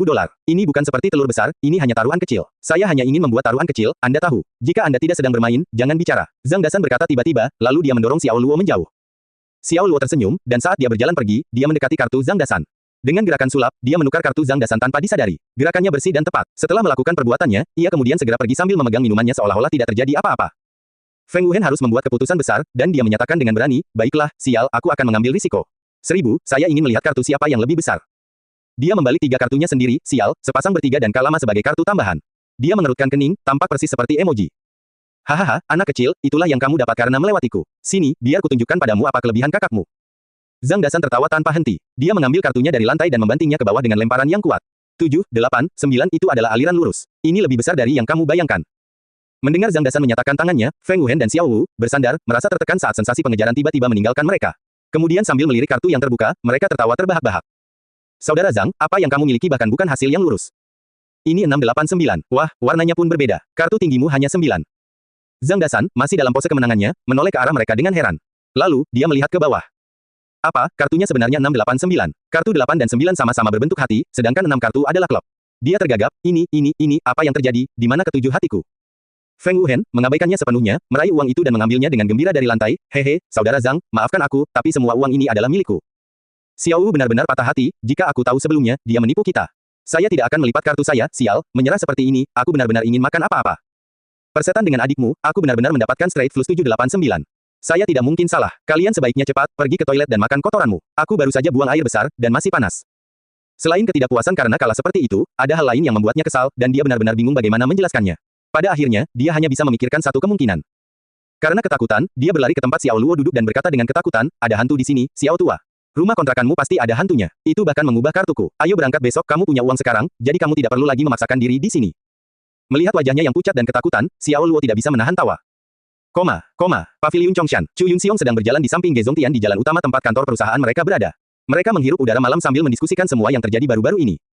Fang Changlei telah dijatuhi hukuman penjara selama 2 tahun 8 bulan. Sekarang bengkel Luo berada dalam posisi stabil, mereka akan menjadi perusahaan terkemuka di industri kue Jiangcheng, kata Ge Zongtian. Dengan nada prihatin dalam suaranya, Chu Yunxiong berkata, Fang Changlei ini tidak beruntung, namun, saat dia terjatuh, masih ada musuh lain yang menghalangi Luo kecil.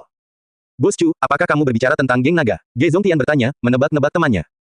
Chu Yunxiong mengangguk, bahkan hotel-hotel yang digeledah, itu hanyalah nama Fang Changlei saja. Pemilik sebenarnya adalah Long San Kui. Selain itu, 30% saham Wei Lei sebenarnya milik Long San Kui. Jatuhnya Fang Changlei akan berdampak langsung pada kepentingan Long San Kui. Mengetahui betapa piciknya Long San Kui, orang tidak akan berharap dia tidak melakukan apapun.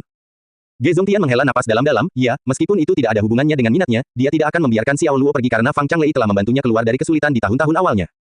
Fang Changlei membantu Long San Kui. Chu Yunxiong tersenyum dan berkata, itu hanyalah rumor. Fang Changlei hanyalah wakil Long San Kui. Dengan kata lain, dia tidak lebih dari boneka Long San Kui. Kehilangan boneka tidak akan merugikan Long San Kui, tetapi jika keuntungannya terancam, dia tidak akan berpikir 2 kali untuk mengambil tindakan. Tampaknya Xiao Luo mendapat masalah besar lagi, kata Ge Zongtian, mengungkapkan simpatinya pada Xiao Luo. Itu mungkin benar, tapi sulit untuk mengatakan siapa yang berada dalam masalah besar, kata Chu Yunxiong sambil tersenyum. Saat Xiao Luo sedang berdiri di lantai atas rumahnya menikmati pemandangan malam, teleponnya berdering. Itu adalah adiknya, Xiao Rui. Dia mengangkat telepon, Rui. Saudaraku, Sun Yu tidak layak mendapatkan kasih sayangmu. Jangan hubungi dia lagi. Saya pasti buta. Aku tidak percaya dia gadis seperti itu, geram Xiao Rui. Xiao Luo hampir bisa mendengarnya mengertakkan gigi melalui telepon. Di dekatnya, Tang Ren terdengar berbisik dari samping, istriku, jangan langsung mengambil kesimpulan apapun. Kita mungkin salah, atau mungkin tidak seperti yang kita pikirkan. Apa maksudmu, ini mungkin tidak seperti yang kamu pikirkan. Dia sudah pergi ke hotel bersama pria gendut tanpa dagu itu. Apakah Anda akan percaya ketika melihat mereka berguling-guling di spray? Kata Xiao Rui, dia tidak bisa mengendalikan emosinya dan menyerang Tang Ren. Check-in ke hotel bersama orang lain. Suasana hati Xiao Luo menurun drastis. Dia tidak bisa mempercayainya, dan terlebih lagi, dia tidak bisa menerimanya. Sun Yu tidak mungkin gadis seperti itu. Apakah kamu yakin itu dia, saudari? Saya 200% yakin. Saya bahkan diam-diam memotretnya, saya akan mengirimkannya kepada Anda nanti. Xiao Rui merasa patah hati atas kejadian malang yang menimpa kakaknya. Dia pikir itu tidak adil. Di saat yang sama, dia juga menyalahkan dirinya sendiri karena mendorong mereka menjadi pasangan. Saudaraku, jangan sedih, dia hanya wanita yang genit. Dia tidak sebanding dengan kesedihanmu. Itu semua salahku. Aku seharusnya tidak mengenalkanmu padanya. Dia berkata, berharap itu akan membuatnya merasa lebih baik. Komentar. Xiao tua, apa yang terjadi? Zhang Dasan bertanya dengan rasa ingin tahu. Dia baru saja masuk untuk menangkap Xiao Luo. Xiao Luo mengangguk sebagai jawaban dan menjawab dengan cepat, saya mengerti, dan menutup telepon. Tidak dapat menenangkan hatinya, dia mencari informasi kontak Sun Yu di daftar kontaknya untuk meneleponnya, hanya untuk menemukan bahwa ponsel Sun Yu dimatikan. Saat itu, sebuah notifikasi menyala di WeChat-nya, mengingatkannya bahwa dia telah menerima pesan baru. Setelah mengkliknya, itu adalah gambar yang menurut Xiao Rui akan dia kirimkan. Foto tersebut diambil di luar hotel, memperlihatkan seorang pria dan wanita hendak memasuki hotel. Meskipun itu hanya tampak dari samping, sekilas orang dapat mengetahui bahwa wanita itu jelas-jelas adalah Sun Yu. Melihat gambar itu, Xiao Luo tertawa dingin. Dia meremas kaleng di tangan kirinya dengan kelima jarinya, mengompresnya hingga mengeluarkan bunyi denting. Cairan yang tersisa keluar melalui lubang kecil di bagian atas kaleng ke lantai. Meneguk, Zhang Dasan, yang berdiri di sampingnya, bahkan kesulitan menelan ludahnya. Dia bisa merasakan hawa dingin menjalar ke tulang punggungnya lalu ke seluruh tubuhnya. Xiao Luo memiliki senyuman dingin dan keras di wajahnya, jika seseorang bisa menyebutnya senyuman. Tapi saat ini, Xiao Luo sedang dalam mood membunuh, dan jika pandangan bisa membunuh, Zhang Dasan merasa dia sudah mati. Xiao tua, kamu, saya pergi keluar. Mengatakan bahwa Xiao Luo berbalik untuk pergi, langsung menuju koridor. Mau kemana, Xiao tua? Kemudikan mobilku ke sana. Zhang Dasan berteriak mengejarnya. Tidak perlu, sebuah suara yang jelas-jelas menekan amarah terdengar kembali dari koridor, saat Xiao Luo bergegas pergi. Feng Wuhen dan saudara-saudara lainnya keluar untuk memeriksa apa yang terjadi, mendengar suara-suara keras. Ketika mereka mengetahui bahwa Xiao Luo telah keluar, mereka mengungkapkan kekhawatiran mereka. Feng Wuhan bertanya, sekarang sudah jam 10 malam, kemana saudara Xiao akan pergi? Tuhan tahu, Zhang Dasan menghela nafas, dia tampak khawatir. Feng Wuhen menatap wajahnya, alisnya berkerut karena khawatir. Mau tak mau dia memikirkannya, tapi entah bagaimana dia mengira Zhang Dasan mirip kain tua yang kusut. Dia menyimpan pikirannya untuk dirinya sendiri. Zhang Dasan menyentuh sisi wajahnya dan tiba-tiba berkata, sialan, kelopak mataku terus bergerak-gerak. Rasanya sesuatu yang buruk akan segera terjadi. Mengapa kita tidak mengikutinya dan melihatnya juga? Feng Wuhen menyarankan. Ikuti kepalamu. Tidakkah kamu melihat sorot matanya tadi? Sepertinya dia akan membunuh seseorang. Jika kamu ingin pergi, kamu bisa pergi sendiri, tapi aku tidak akan pergi. Kata Zhang Dasan. Mengingat kilatan mematikan di mata Xiao Luo, mau tak mau dia merasakan hawa dingin menjalar ke punggungnya lagi. Dia berbalik dan berjalan kembali ke rumah kontrakan. Dalam hatinya, dia berdoa dalam hati, berharap itu hanya imajinasinya saja dan tidak lebih. Tidak akan terjadi apa-apa malam ini. Mata yang mematikan, keempat temannya dan Feng Wuhen saling memandang. Mereka tiba-tiba teringat kejadian di gudang tua di dermaga Jiangcheng malam itu. Mereka sekarang membayangkan Xiao Luo bertarung melawan anggota geng naga. Mengalahkan musuhnya satu demi satu, rasanya seperti mandi darah. Dia kejam dan metodis, seperti dewa kematian yang haus darah. Itu adalah urusan yang kejam, berdarah dan mengerikan. Memikirkan hal ini, mereka berlima gemetar dan segera membuang ide untuk keluar untuk melihat-lihat. Xiao Luo telah memanggil taksi dan menuju ke hotel yang ditunjukkan dalam gambar. Dia mencoba yang terbaik untuk menenangkan dirinya, tetapi tidak peduli seberapa kerasnya, dia merasa sulit mengendalikan kepahitan dan kemarahannya yang meningkat. Sepertinya dia berada di tengah badai, membuat kekacauan di sekelilingnya, dan tembok itu semakin mendekat. Dinding itu mulai menguasai dirinya, dan dia merasa semakin sulit untuk mengendalikannya. Dia memiliki keinginan kuat untuk menghancurkan dunia dengan satu pukulan. Komentar. Ayo cepat, kakak, ini yang tercepat yang bisa aku tempuh. Lebih cepat lagi, saya akan ditilang, kata sopir taksi sambil melihat melalui kaca spion. Xiao Luo mengesampingkan kata-kata yang berbeda pendapat itu, menatap pria itu dengan tatapan gelap dengan mata serigala.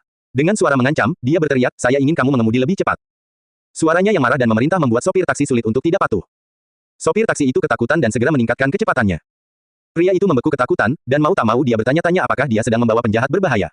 Dengan pikirannya yang kacau, dia berpikir untuk memanggil polisi tetapi kemudian berpikir untuk tidak melakukannya karena dia melihat bahwa Xiao Luo memiliki sikap yang terhormat dan tentu saja tidak terlihat seperti gangster yang kejam. Dengan ragu dia melepaskan tangannya dari tombol darurat polisi yang terpasang di dashboardnya. Dia bertanya, saudaraku, apakah ada sesuatu yang mendesak? Xiao Luo tetap diam dan tidak mengatakan apapun. Sopir taksi terus bertanya, saudaraku, tidak ada rintangan yang tidak dapat kamu atasi di dunia ini. Mari kita tetap tenang. Ketika Anda mencapai usia saya, Anda akan menyadari banyak hal. Orang-orang datang ketika mereka menangis dan menangis ketika mereka pergi. Pada akhirnya, kita berasal dari debu dan kita akan kembali ke debu. Berpikir positif. Xiao Luo terus diam. Di depan pertigaan lampu lalu lintas, lampu merah menyala, dan sopir taksi segera menghentikan mobilnya. Naik mobil melewati, Xiao Luo berkata dengan dingin. Hal ini mengejutkan pengemudinya. Dia berbalik, bos, sekarang lampu merah. Aku ingin kamu mengemudi. Xiao Luo meninggikan suaranya dengan nada mengancam. Saat ini, supir taksi tersebut yakin bahwa dia telah berhadapan langsung dengan seorang gangster. Dia bertatapan dengan Xiao Luo, yang membalas tatapannya dengan mata sedingin es. Dia memiliki perasaan yang kuat bahwa jika dia tidak mengikuti instruksi Xiao Luo, dia akan langsung mati. Sambil mengertakkan giginya, dia bersiap dan menginjak pedal gas dan bergegas ke depan. Manuver berbahaya taksi tersebut membuat marah kendaraan lain yang mematuhi peraturan lalu lintas dan menjaga batas kecepatan. Ketika berhenti, semua pengemudi lain menurunkan kaca jendela mereka dan mulai memarahi. Saya tahu nomor plat Anda, jadi jika Anda tidak ingin menimbulkan masalah, lepaskan tangan Anda dari tombol alarm. Tindakan sopir taksi itu tidak luput dari pandangan Xiao Luo. Kata-kata tersebut membuat sang supir taksi ketakutan, dan ia langsung melepaskan tangannya, seolah-olah tersengat arus listrik. Kak, menjadi supir taksi itu tidak mudah, kamu, jangan menyulitkanku, ucap sang supir taksi dengan tatapan sedih. Kami berasal dari debu, dan menjadi debu, kami akan kembali. Berpikir positif, kata Xiao Luo dengan lembut. Sopir taksi itu hampir menangis. Dia telah mengucapkan kata-kata itu dengan niat baik, tapi dia jelas tidak bermaksud agar kata-kata itu diterapkan pada dirinya sendiri malam ini. 1 jam kemudian, sebelum sampai di tempat tujuan, sopir taksi sudah bersiap menghadapi kemungkinan terburuk. Kematian sepertinya bukan hal yang buruk. Jumlah lampu merah yang berhasil ditaklukkannya tak lagi bisa dihitung dengan 10 jarinya. Dia mengira harus mengambil kembali SIM-nya, dan terlebih lagi, dia harus membayar denda yang besar atas pelanggaran-pelanggaran ini. Rasanya seperti kembali menjalani kehidupan dengan hutang terus-menerus. Telepon Xiao Luo berdering. Dia mengeluarkannya dan melihat nama Sun Yu. Tiba-tiba, segalanya berubah. Itu seperti aliran air yang mengalir deras melalui celah di dinding bendungan. Xiao Luo merasa sangat terdesak, tetapi entah bagaimana, dia berhasil menahan diri. Menenangkan dirinya, dia menjawab telepon. Sun Yu mengenakan hoodie merah dan sedang duduk di atas hotel, memandang ke kota yang remang-remang. Angin bertiup kencang, dan malam itu sangat dingin, namun dia tidak merasakan dinginnya. Mungkin hatinya sudah membeku. Air mata mengalir dari sudut matanya dan membasahi wajahnya yang lembut, jejaknya terpantul di malam yang diterangi cahaya bulan. Dia duduk bersandar di dinding sambil memeluk lututnya. Dia menempelkan ponselnya di telinga kanannya, menunggu jawaban. Dia menangis terseduh-seduh seperti anak hilang. Xiao Luo menjawab telepon. Ketika dia mendengar suara tangisannya, kemarahannya segera digantikan oleh rasa takut yang sangat besar. Dia bertanya dengan mendesak, apakah kamu baik-baik saja? Ada apa denganmu? Sun Yu berbicara di sela-sela isak tangisnya, saudara Xiao Luo, hari itu ketika kamu mengumumkan kepada semua orang bahwa aku adalah wanitamu, aku sangat ingin mengatakan dengan lantang bahwa aku juga menyukaimu. Saat kita pertama kali bertemu, aku sudah sangat tertarik pada pesonamu. Saya sangat tertarik pada Anda. Aku suka senyummu yang lembut, aku suka melihatmu, dan aku suka saat-saat yang aku habiskan bersamamu. Sun Yu tidak terdengar seperti biasanya. Cara bicaranya tidak jelas dan tidak koheren, hampir seperti anak kecil. Dia menangis dan tertawa sekaligus, ada sentuhan kesedihan dalam suaranya yang sedih. Betapa aku berharap waktu bisa berhenti selamanya malam itu. Di malam hari saat kami sedang makan ubi panggang bersama, Anda mengatakan kepada saya bahwa saat-saat itu adalah yang terbaik, ingat. Saat kita masih anak-anak tanpa masalah dan kekhawatiran, mencoba menyentuh ikan di sungai, menggali lubang tikus di ladang, melipat pesawat kertas, dan bermain lumpur. Saya selalu bahagia saat itu. Aku masih ingat lagu anak-anak itu, kakak Xiao Luo, izinkan aku menyanyikannya untukmu jika kamu baik-baik saja. Tanpa menunggu jawaban Xiao Luo, dia mulai bernyanyi dengan lembut, dan suaranya yang manis terdengar enak di telinganya. Kamu bertepuk tangan sekali, saya bertepuk tangan sekali, sering mandi sering ganti baju. Anda bertepuk tangan 2 kali, saya bertepuk tangan 2 kali, ingatlah untuk membawa sapu tangan setiap hari. Kamu bertepuk tangan 3 kali, aku bertepuk 3 kali, jangan meludah kemana-mana. Anda bertepuk 4, saya bertepuk 4, bunuh lalat dan nyamuk. Anda bertepuk tangan 5 kali, saya bertepuk tangan 5 kali, membasmi kutu busuk dan tikus. Saat dia terus bernyanyi, air mata mulai mengalir tak terkendali. Air mata telah lama mengaburkan pandangannya. Dia merasakan kekosongan dalam dirinya, dia merindukan tempat di mana dia bisa melepaskan diri dari semua ini. Saat ini, Xiao Luo telah tiba di pintu masuk hotel. Begitu taksi berhenti, dia langsung membuka pintu mobil dan bergegas keluar. Sambil berteriak putus asa di telepon, dia bertanya, di mana kamu? Saya di rumah. Sun Yu tersenyum kosong dan kemudian mendekatkan ponselnya padanya, Kak Xiao Luo, aku ingin memberitahumu beberapa hari terakhir ini bahwa, sebenarnya, aku mencintaimu. Bip, bip, bip. Irama sinyal sibuk yang keluar dari penerima Xiao Luo tiba-tiba mengirimkan kepanikan ke dalam jiwanya. Saat itu, terjadi keributan dari kerumunan di jalan. Cepat, lihat, seseorang melompat dari atap dari atas. Tangisan tajam dan jeritan panik datang dari segala arah. Xiao Luo berbalik ke arah yang mereka hadapi, mengangkat kepalanya untuk mengamati malam. Dia memfokuskan pandangannya, dan di sana, dia melihat sesosok tubuh bertudung merah melompat dari atap hotel. Untuk sesaat, dia tampak melayang di udara seperti mawar merah yang melayang, lalu tiba-tiba jatuh ke tanah dengan kecepatan yang mengkhawatirkan. Dia terjatuh dengan punggung menghadap ke tanah, menatap ke atas ke langit, dengan tangan terbuka, tidak ada tanda-tanda ketakutan atau perlawanan, seolah-olah dia memiliki keinginan yang tulus untuk bertemu dengan kematian. Sun Yu, sebut saja intuisi, tapi Xiao Luo tahu itu adalah Sun Yu, bahkan tanpa melihat wajahnya. Tidak ada waktu luang sedetik pun. Ini adalah masalah hidup dan mati. Dalam sekejap, dia melompat dalam beberapa lompatan kuat dengan keanggunan kucing yang berotot. Saat dia mendarat di tempat yang dipilihnya, dia menginjakkan kakinya dengan kuat, menekuk kakinya yang kuat, dan melompat ke depan, tinggi ke arah tubuh yang jatuh saat mendekati titik tumbukan. Meregangkan tubuh sepenuhnya, dia meraih lengannya, menariknya ke dalam dirinya bahkan saat mereka berada di udara. Memutar dirinya ke depan sambil menjaganya tetap menempel di dadanya, tubuh yang terjerat itu terlempar ke arah samping dan mendarat tidak jauh dari tempat dia akan jatuh. Xiao Luo menghentikan kejatuhannya, berguling dari punggungnya, dan momentum itu menyebabkan dia berputar beberapa kali lagi. Sun Yu terlempar dari genggamannya, mendarat tidak jauh dari situ. Tapi dia telah mematahkan kejatuhannya, menyelamatkannya dari kematian. Bahkan tanpa mencapai kecepatan terminalnya, dampaknya masih memberikan efek yang hebat pada Xiao Luo. Keahlian, konstitusi Raja Tentara Bayaran, miliknya tidak mampu menahan beban kekuatan seperti itu. Klik, pada titik kontak, lengan Xiao Luo langsung terkilir. Semuanya terjadi dalam sekejap. Rasa sakit menjalar ke seluruh lengan kirinya, menyebabkan dia pingsan selama sepersekian detik. Secara intuitif, tubuhnya bereaksi seperti yang dia visualisasikan, menarik tubuhnya ke dalam tubuhnya, dan berguling saat dia menyentuh tanah. Sun Yu, yang telah terlempar dari genggamannya, terjatuh dan tetap tidak sadarkan diri. Darah segar perlahan mengalir dari tempatnya terbaring. Xiao Luo bangkit dan terlatih-tatih dengan putus asa. Menahan rasa sakit di lengan kirinya, dia mengangkatnya dan kembali ke taksi yang menunggu. Melihat Sun Yu berlumuran darah, pengemudinya terkejut dan menjadi pucat, apakah ini, temanmu? Menyetir, Xiao Luo tidak bisa tetap tenang dan berteriak pada pengemudi untuk bergerak seketika itu juga. Tanpa penundaan lebih lanjut, pengemudi segera memasang sabuk pengaman dan langsung menuju ke rumah sakit rakyat. Mereka tiba dalam beberapa menit. Bau disinfektan yang menyengat meresap ke udara rumah sakit. Duduk di luar ruang trauma, Xiao Luo menatap noda darah kering dari luka Sun Yu, yang masih terlihat di tanah. Dia sendiri yang mengatur ulang lengan kirinya yang terkilir. Selama dia tidak memberikan tekanan apapun, itu akan baik-baik saja. Istirahat beberapa hari saja sudah cukup. Dengan tangan di atas kepalanya, dia duduk di sana sebagai sosok yang sedih. Ada begitu banyak hal yang terlintas dalam pikirannya saat ini. Dia terus mengingat semua yang terjadi sejak malam itu. Dari pengingat Hu Suirong hingga penolakan Sun Yu, semuanya mengarah pada intrik jahat yang perlu dia ungkapkan. Penderitaan tak terkatakan seperti apa yang membuat seorang gadis memilih melompat dari gedung untuk mengakhiri hidupnya. Xiao Luo tidak dapat memahami semua itu. Dia hanya tahu bahwa He Ruanli yang terlibat dalam hal ini. Saudara laki-laki, setelah menerima berita tersebut, Xiao Rui dan Tang Ren segera bergegas. Mereka terengah-engah saat mereka sampai padanya. Saudaraku, sebenarnya apa yang terjadi? Kenapa Yu Yu mencoba bunuh diri? Xiao Rui bertanya dengan cemas. Xiao Luo tidak menjawabnya, tapi dia segera memintanya, bawa Hu Suirong ke sini. Meski tidak mengetahui apa yang sedang terjadi, Tang Ren segera menjawab, saya akan menjemputnya. Lalu, dia berbalik dan segera pergi. Bagaimana ini bisa terjadi? Bagaimana ini bisa terjadi? Xiao Rui melihat ke pintu ruang trauma yang tertutup dan bergumam pada dirinya sendiri. Pikirannya benar-benar kacau. Di tempat lain, lokasi di mana Sun Yu melompat telah ditutup oleh Jingca, khususnya departemen investigasinya. Ketua tim Gu, menurut keterangan seorang sopir taksi, gadis yang melompat dari gedung telah dikirim ke rumah sakit rakyat untuk perawatan. Ia juga menanggapi situasi di mana seorang penumpang laki-laki asing diangkut dari desa Gong di distrik Taihe. Tujuan penumpang adalah hotel ini. Selain itu, penumpang laki-laki terus menyuruhnya mengemudi lebih cepat dan bahkan mengancamnya untuk menerobos lampu merah. Dia sepertinya tahu gadis itu akan melompat dari gedung, dan gadis itu juga dibawa ke rumah sakit oleh penumpang pria yang sama. Anggota J, Wang Hansuan, melaporkan situasinya kepada Gu Qianlin. Desa Gong, Gu Qianlin mengangkat alisnya dengan lengkungan yang dramatis. Dia cukup familiar dengan nama tempat itu. Ini karena tersangka nomor 1, insiden tanggal 12 September, Xiao Luo, tinggal di sana. Dia kemudian melihat ke arah hotel, tingginya selusin lantai. Dia berpikir dalam hati, melompat dari atas gedung ini akan membuat siapapun menjadi daging cincang. Mungkinkah menyelamatkan seseorang? Sudahkah kamu memeriksa identitas pelompat itu? Namanya Sun Yu, tamu hotel ini. Wang Hansuan mengangguk dan menjawab, dia adalah seorang perawat di rumah sakit rakyat. Selain itu, sisa sabu dan obat-obatan lain ditemukan di kamar tempat dia menginap. Sabu dan obat-obatan lainnya, Gu Qianlin mengerutkan alisnya dengan saksama. Narkoba selalu menjadi sasaran tindakan keras di negara ini. Semua aparat penegak hukum sangat sensitif terhadap kata-kata ini. Itu benar, Wang Hansuan berkata, ada juga seorang pria parubaya yang memasuki ruangan bersamanya. Tim investigasi sedang mencari informasinya berdasarkan apa yang kami temukan dalam video pengawasan. Saya yakin akan segera ada hasilnya. Sesuatu yang patut disebutkan juga adalah bahwa dia telah melakukan hubungan seksual dengan gadis di kamar itu. Wanita yang melompat dari gedung kemungkinan besar menukar tubuhnya dengan sabu dan obat-obatan dari pria parubaya. Mendengar hal tersebut, Gu Qianlin yang akrab dengan kasus serupa langsung berasumsi penyebab bunuh diri gadis tersebut dengan melompat dari gedung. Gadis itu pasti kecanduan narkoba. Pecandu biasanya tampak menjalani kehidupan normal dan berperilaku seperti orang kebanyakan dalam menjalani kehidupan sehari-hari, namun begitu keinginan akan narkoba muncul, siksaan yang mereka alami menjadi tak tertahankan. Untuk memenuhi kebutuhannya, mereka tidak hanya menjual tubuh mereka tetapi bahkan tidak segan-segan mematahkan lengan mereka untuk ditukar dengan obat-obatan. Membuat keputusan untuk bunuh diri, ini hanya menunjukkan betapa putus asa gadis itu untuk melepaskan diri dari kecanduan narkoba. Sayangnya, setiap kali keinginan yang disebabkan oleh obat-obatan itu datang, dia akan tenggelam lagi. Setiap kali dia terjatuh, dia akan merasakan rasa bersalah dan malu yang lebih dalam. Itu adalah jalan terus-menerus menuju neraka yang gelap dan hidup.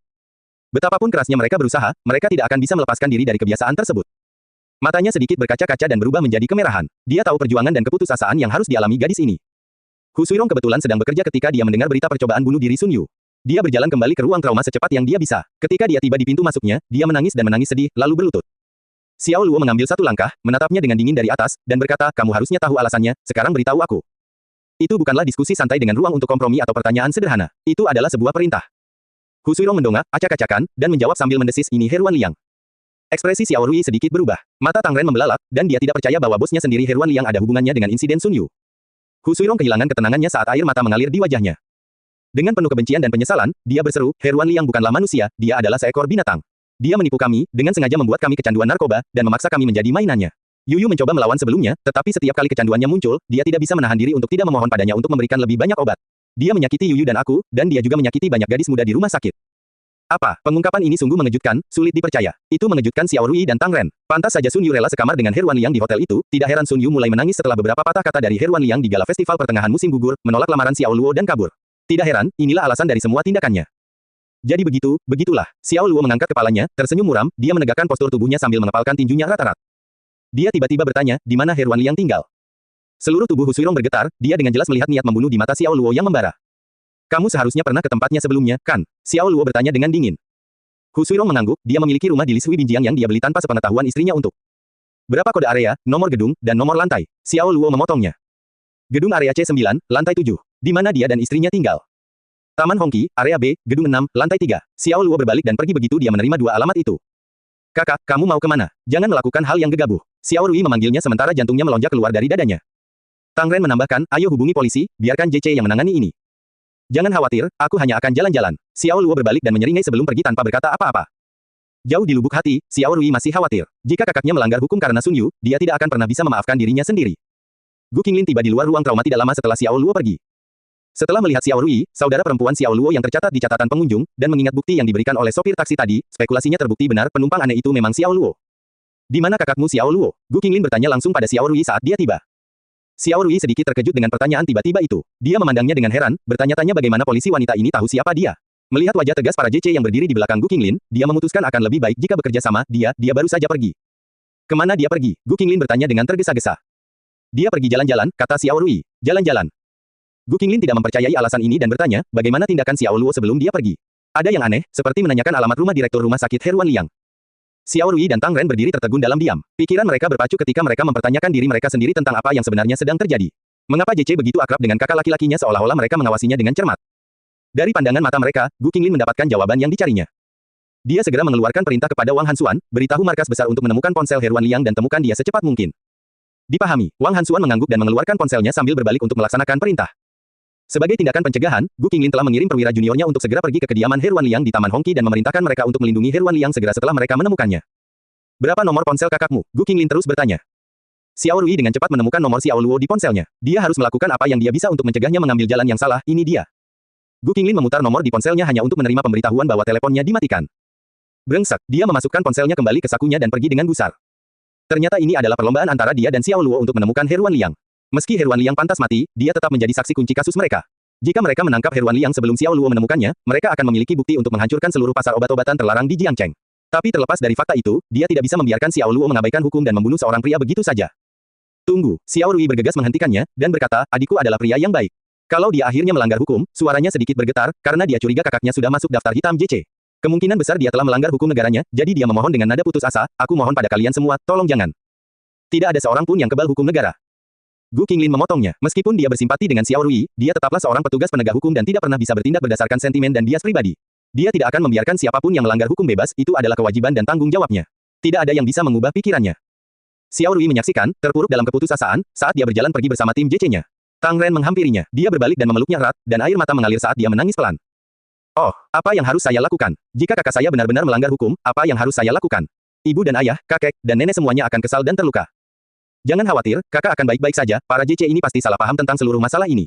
Tang Ren menepuk punggungnya untuk menghiburnya dan mengatakan hal pertama yang menurutnya akan menghiburnya. Dia berada dalam keadaan kebingungan dan gentar. Dia tidak merasakan rasa takut dan penderitaan seperti itu selama beberapa waktu. Tapi dia tahu Xiao Rui membutuhkannya sekarang, dan dia harus kuat demi dia. Laki-laki tidak boleh menunjukkan kelemahannya di depan perempuan, dia tetap seorang laki-laki, dan seorang laki-laki tidak boleh menunjukkan kelemahannya di depan wanitanya, begitulah yang sering dikatakan kepadanya. Kapten Gu, kami telah melacak ponsel Heruan Liang melalui GPS, dan kami telah menangkap seorang pria. Namun, orang ini bukan Heruan Liang, Wang Hansuan memberitahu Gu Qinglin tentang mobil polisi. Gu Qinglin mengangkat alisnya, apa maksudmu? Dia pencuri kecil. Menurut pengakuannya, dia mencuri telepon dari Heruan Liang di sebuah bar. Wang Hansuan tertawa kecil, apa peluangnya? Gu Qinglin mengatupkan giginya, itu sungguh suatu kebetulan. Saya tahu, dia kebetulan mencurinya saat kita sedang mencari Heruan Liang. Sungguh sulit untuk memprediksi apa yang akan terjadi di dunia kita ini. Wang Hansuan berkata, ngomong-ngomong, kami telah menemukan hal lain. Heruan Liang tidak hanya memiliki satu properti di Taman Hongqi tetapi juga rumah lain di Lisui Binjiang. Dia membeli atas nama ayahnya. Rupanya istrinya bahkan tidak tahu tentang tempat ini, jadi menurutku kemungkinan besar disitulah dia menyimpan obat-obatannya. Apakah tim 1 dan 2 sedang menuju ke Taman Hongqi sekarang? Gu Qinglin bertanya, ekspresi serius di wajahnya. Mereka sedang dalam perjalanan. Kalau begitu, kita akan pergi ke Lisui Binjiang. Gu Qinglin punya firasat bahwa Heruan Liang tidak akan kembali ke rumahnya di Taman Hongqi, dan malah akan menuju Lisui Binjiang. Dia kemudian memerintahkan pengemudinya, berbalik. Tengah malam, pukul 23. Sebuah Mazda putih perlahan meluncur memasuki kawasan pemukiman Lisui Binjiang. Sebagian besar warga sudah tidur pada jam segini, namun beberapa rumah sudah menyala lampunya. Suara obrolan dan tawa gay dari kejauhan dari para pria dan wanita muda terdengar sesekali, memecah ketenangan malam. Dua Heruan Liang mengemudi sendirian, dalam suasana hati yang menyenangkan, bersenandung mengikuti irama musik yang diputar di dalam kendaraan. Dia melirik ke arah kantong berisi bubuk di kursi penumpang. Senyuman tipis terlihat di wajahnya yang tebal saat dia mengingat kembali malam intimnya. Saat ini, ia belum sadar kalau ponselnya telah dicuri. Benda ini sungguh luar biasa. Sejak dia mulai menjual sabu, dia tidak punya masalah dalam menemukan gadis-gadis muda yang manis untuk dimanfaatkan. Rumah sakit merekrut beberapa angkatan perawat muda setiap tahunnya, di antara mereka, ada banyak gadis lajang, muda dan lembut, dan mereka yang memenuhi kriteria ini akan menjadi sasaran tindakan perselingkuhannya. Dapat dikatakan bahwa dia sendirian memangkas bunga dari perusahaan perawat. Jika dia gagal merayu gadis-gadis cantik ini, baik dengan bantuan atau paksaan, dia hanya akan menggunakan opsi yang lebih tidak bertanggung jawab. Dia hanya perlu menambah minuman mereka selama acara sosial di rumah sakit, dan lambat laun mereka menjadi tergantung pada obat tersebut tanpa sepengetahuan mereka. Biasanya dalam waktu 2 bulan, mereka akan menjadi mainan di tangannya. Hal ini memang sesederhana itu karena betapapun kuatnya keinginan para korban, mereka tidak mungkin bisa mengatasi gejala penarikan diri yang mengerikan ketika dorongan itu muncul. Pemandangan yang indah bukanlah tandingan mimpi, karena rumput wangi dalam mimpi. Heruan Liang mengayunkan tubuhnya saat dia berkendara, merasa tanpa hambatan dan gembira karena menjalani kehidupan yang baik. Akhir-akhir ini, dia jarang pulang ke rumah, dia tidak ketinggalan melihat wajah tua istrinya, atau perempuan tua jelek itu, begitu dia memanggilnya. Tak lama kemudian, Mazda putih itu sampai di tempat tujuan. Itu melambat saat menuju ke garasi parkir bawah tanah. Menjadi kawasan pemukiman kelas atas di Jiangcheng, penduduk Lisui Binjiang berasal dari kalangan atas yang kaya. Garasi parkir dipenuhi mobil mewah mahal seharga ratusan ribu. Mazda putih milik Heruan Liang tampak tidak cocok di kolam ikan besar ini, tapi hal itu akan segera berubah, pikirnya dalam hati. Heruan Liang mencari-cari ponselnya setelah dia memarkir mobilnya, tetapi tidak ditemukan. Dia melangkah keluar dari mobil, memasukkan kembali separuh tubuhnya dengan pantat mencuat, dan mencari lagi secara menyeluruh ke dalam kendaraan, tetapi tetap tidak menemukan apapun. Dia dengan hati-hati menelusuri kembali aktivitasnya malam itu, dan tiba-tiba teringat bahwa seseorang telah menabraknya saat dia sedang berjalan-jalan di bar. Dia ingat, bahkan meneriaki orang asing itu karena berjalan ke arahnya. Dia baru menyadari sekarang bahwa ponselnya mungkin telah diambil oleh pencopet itu. Sial, suasana hatinya yang menyenangkan segera lenyap. Heruan Liang berteriak keras karena frustrasi, menendang ban mobilnya. Dia mengutuk pencuri itu dengan keras, brengsek, jangan biarkan aku melihatmu lagi. Jika aku bertemu denganmu lagi, aku akan membunuhmu. Dia membanting pintu mobil dan menekan kunci untuk mengunci mobilnya. Klik, klik, klik. Saat itu, lampu di dalam tempat parkir bawah tanah padam, satu per satu. Bahkan sebelum dia sempat menarik napas lagi, seluruh tempat parkir mobil berada dalam kegelapan total. Segera, lampu darurat di pintu keluar menyala secara otomatis dan menyala, memungkinkan dia untuk berjalan-jalan dalam kegelapan. Namun kegelapan menyelimuti segalanya, dengan sedikit lampu keluar yang tampak seperti aktor pendukung yang tidak penting dalam produksi panggung 2 bit. Cahaya tidak stabil yang mereka pancarkan membuatnya terasa seperti bisa padam kapan saja. Dalam kegelapan, udara seram seakan meresap ke seluruh area parkir yang luas dan luas. Satu teguk, Heruan Liang menelan ludah lagi sebelum menenangkan diri kembali. Ia kemudian mengumpat sekali lagi, kali ini dengan kesal, listrik di bengkel ini bermasalah lagi, penyedia jasanya benar-benar sampah, kalau besok aku tidak menyampaikan keluhan ke manajemen, aku menyerah, nama keluarga. Dia tidak memiliki ketenangan seperti direktur rumah sakit saat ini, membuang kedoknya, dan mengungkapkan sifat jeleknya yang sebenarnya. Dia Ruan Liang, sebuah suara tiba-tiba terdengar dalam kegelapan yang sunyi, bergema melintasi kehampaan yang luas. Suara dingin itu tidak membawa emosi, dingin dan gelap, sepertinya datang dari dunia bawah. Ah, siapa kamu? Heruan Liang melompat ngeri, menoleh ke arah suara itu. Dalam cahaya redup, dia bisa melihat seseorang yang mengenakan jas abu-abu, celana hitam, dan sepatu Converse putih perlahan berjalan ke arahnya. Dia bermain dengan pisau di tangan kanan mereka, dengan santai memutarnya saat bilahnya terpantul dalam cahaya redup. Niat membunuh. Rambutnya berdiri tegak, dan keringat dingin keluar saat dia merasakan bahaya yang sangat besar datang dari sosok yang mendekat. Apakah dia akan dibunuh? Heruan Liang tiba-tiba merasakan suhu turun hingga titik beku saat dia gemetar ketakutan. Dia memanggil pria yang mendekat dengan suara gemetar, siapa kamu? Apa yang kamu rencanakan? Dia tidak bisa melihat wajah orang itu, yang masih terselubung kegelapan. Sosok berjaket abu-abu itu tetap diam, tapi kini dia mempercepat langkahnya. Menembus kegelapan yang dia serang, dia datang seperti serigala lapar yang mengejar mangsanya. Karena ketakutan, Heruan Liang kehilangan ketenangannya, terpaku pada tempatnya berdiri dan tidak mampu menemukan keberanian untuk membela diri. Sosok cepat itu muncul di hadapannya seperti hantu. Bang! Dengan lompatan yang kuat, sosok itu berlari ke arah Heruan Liang, berputar di udara, dan saat dia mendarat di atas kakinya, tangan pisaunya menyapu membentuk lengkungan, menancapkan bilahnya jauh ke dalam bahu kiri Heruan Liang. Dalam benaknya, dia membayangkan seekor serigala abu-abu besar, melompat menembus kegelapan dan menancapkan taring busuknya jauh ke dalam dagingnya. Apakah dia akan menyerah pada luka mematikan ini? Gas! Plus! Darah segar berwarna merah cerah mengalir dari lukanya, dan rasa sakit yang luar biasa menjalar ke seluruh sisi kirinya. Kejutan itu mengirimkan kilatan cahaya terang ke kepalanya, dan untuk sesaat dia menjadi buta. Bahkan sebelum dia sempat bereaksi, kekuatan momentum penyerangnya melemparkannya mundur jauh, jatuh ke tanah. Disorientasi, Heruan Liang tetap di tanah tempat dia jatuh, bilahnya tersangkut di bahunya. Menangis kesakitan saat dia melihat penyerangnya melangkah perlahan ke arahnya. Saat pria itu mendekat, Heruan Liang mendongak, gemetar. Dia mencoba untuk melihat pria itu, lalu dengan mata terbelalak ketakutan dan tidak percaya, rahangnya ternganga saat dia mengenali wajah itu kamu. Xiao Luo berdiri di sana, menatap Heruan Liang dengan dingin tanpa sepatah kata pun, wajah muramnya tidak menyembunyikan niatnya. Dia kini berlutut di samping sosok yang tengkurap itu, lalu meraih gagang pisau yang menonjol itu. Heruan Liang tersentak, mencoba memohon untuk hidupnya. Xiao Luo menatap langsung ke matanya saat dia perlahan memutar pedangnya, pertama searah jarum jam, lalu berlawanan arah jarum jam. Rasa sakit menjalar ke seluruh tubuh Heruan Liang, dan itu adalah rasa sakit yang menyiksa dan tak tertahankan. Dia menendang-nendang, mencoba melepaskan diri. Xiao Luo meraih tangannya yang lain saat Heruan Liang mencoba mengambil pisaunya dan mencabutnya. Lengan kirinya membeku seluruhnya karena rasa sakit, dia tidak bisa merasakan lengannya lagi, hanya rasa sakit yang membakar dagingnya yang tercabik-cabik. Saat Xiao Luo terdiam, Heruan Liang memohon untuk nyawanya, jangan bunuh aku bisa memberimu banyak uang, aku juga bisa memberikan banyak bisnis pada lokakarya Luomu. Dia tidak pernah membayangkan bahwa pemilik bengkel Luo bisa menjadi pembunuh yang berhati dingin. Seandainya dia tahu, dia tidak akan pernah menyentuh Sun Yu. Xiao Luo mencondongkan tubuh ke dekat wajahnya yang tebal dan berkeringat, dan perlahan berbicara ke telinganya, aku hanya ingin mengulitimu hidup-hidup sekarang. Dia berbicara dengan lembut, tetapi setiap kata menyampaikan niatnya bahwa malam ini akan berakhir dengan kematian yang mengerikan bagi Heruan Liang. Heruan Liang merasakan jiwanya meninggalkannya saat itu juga. Wajahnya pucat karena ketakutan, dan menggenggam harapan terakhir, dia berusaha untuk berbicara setenang yang dia bisa, aku bagian dari geng naga, jika kamu membunuhku, kamu akan menghadapi murka dari geng kami. Anda tidak akan lagi mendapat tempat di Jiangcheng.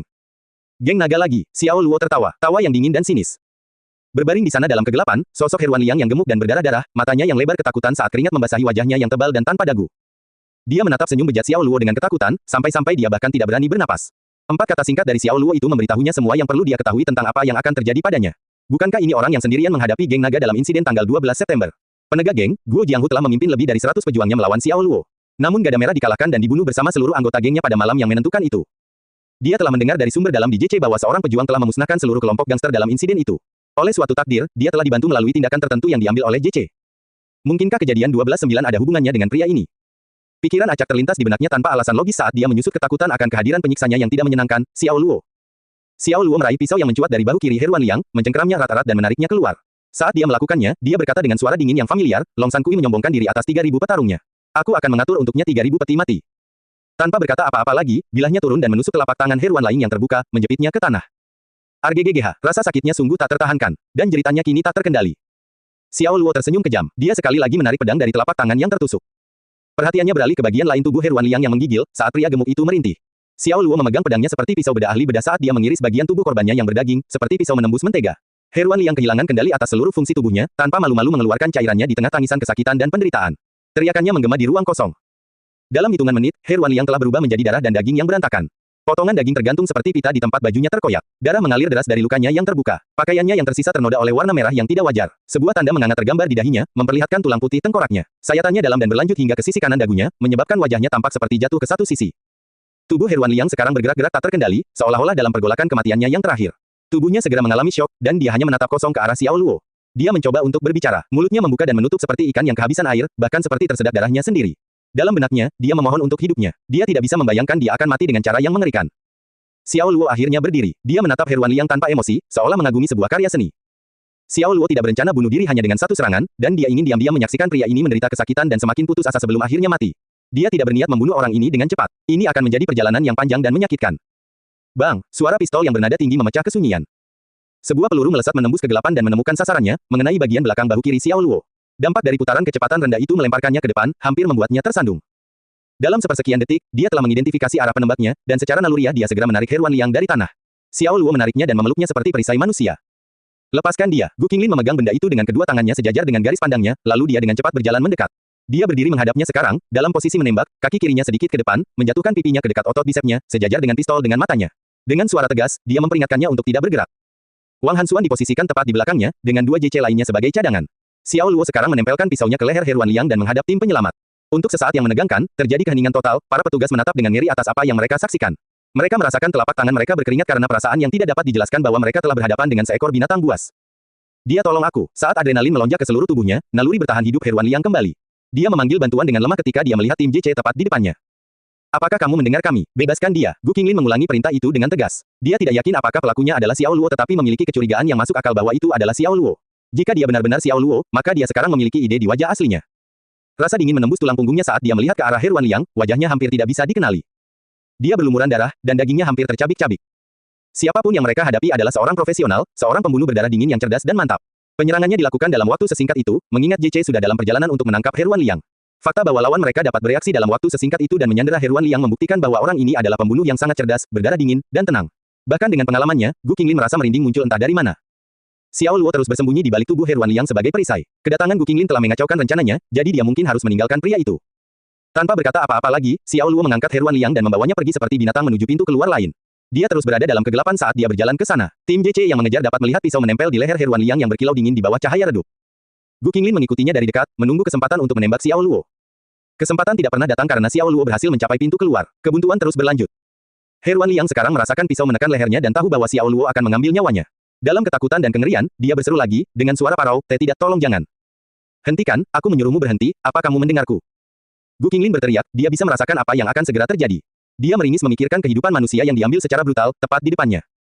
Lalu, terdengar suara geraman. Pisau itu tanpa ampun mengiris tenggorokan Heruan Liang, dan darah mengalir keluar dalam sekejap. Brengsek, Gu Qinglin kehilangan kendali emosinya dan segera melepaskan tembakan.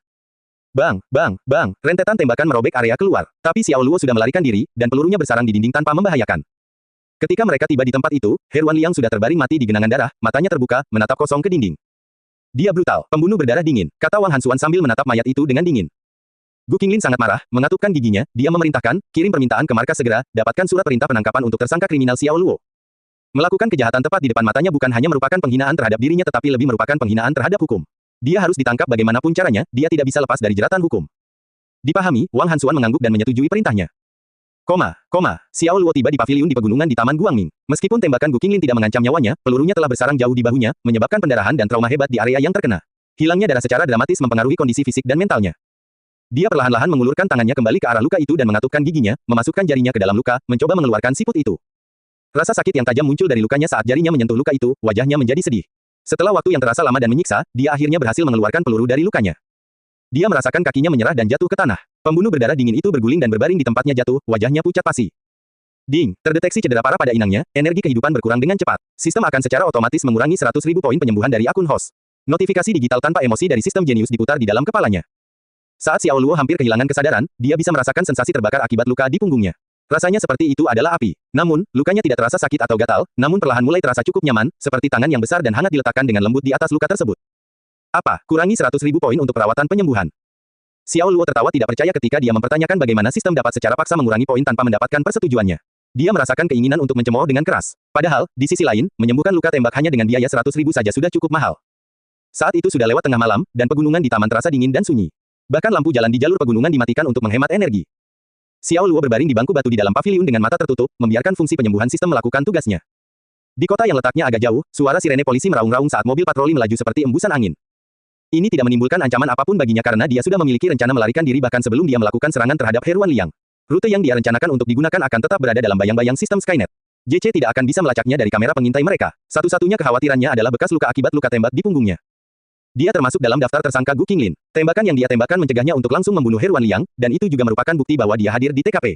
Gu Qinglin melepaskan tembakan ke bagian atas tubuhnya, dengan aman menjauh dari zona pembunuhan tubuh. Dengan menghindari organ vitalnya, dia jelas berencana untuk membuatnya tetap hidup.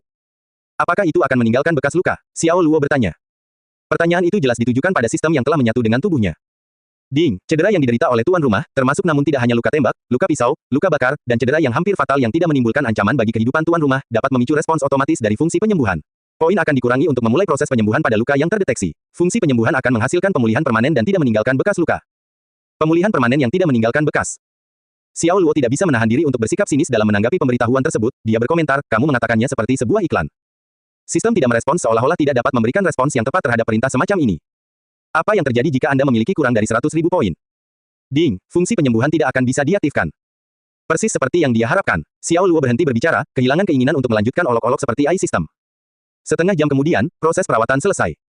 Xiao Luo pulih sepenuhnya, merasa berenergi sekali lagi, dia menggerakkan bahunya dan bahkan tidak merasakan sedikit pun rasa sakit.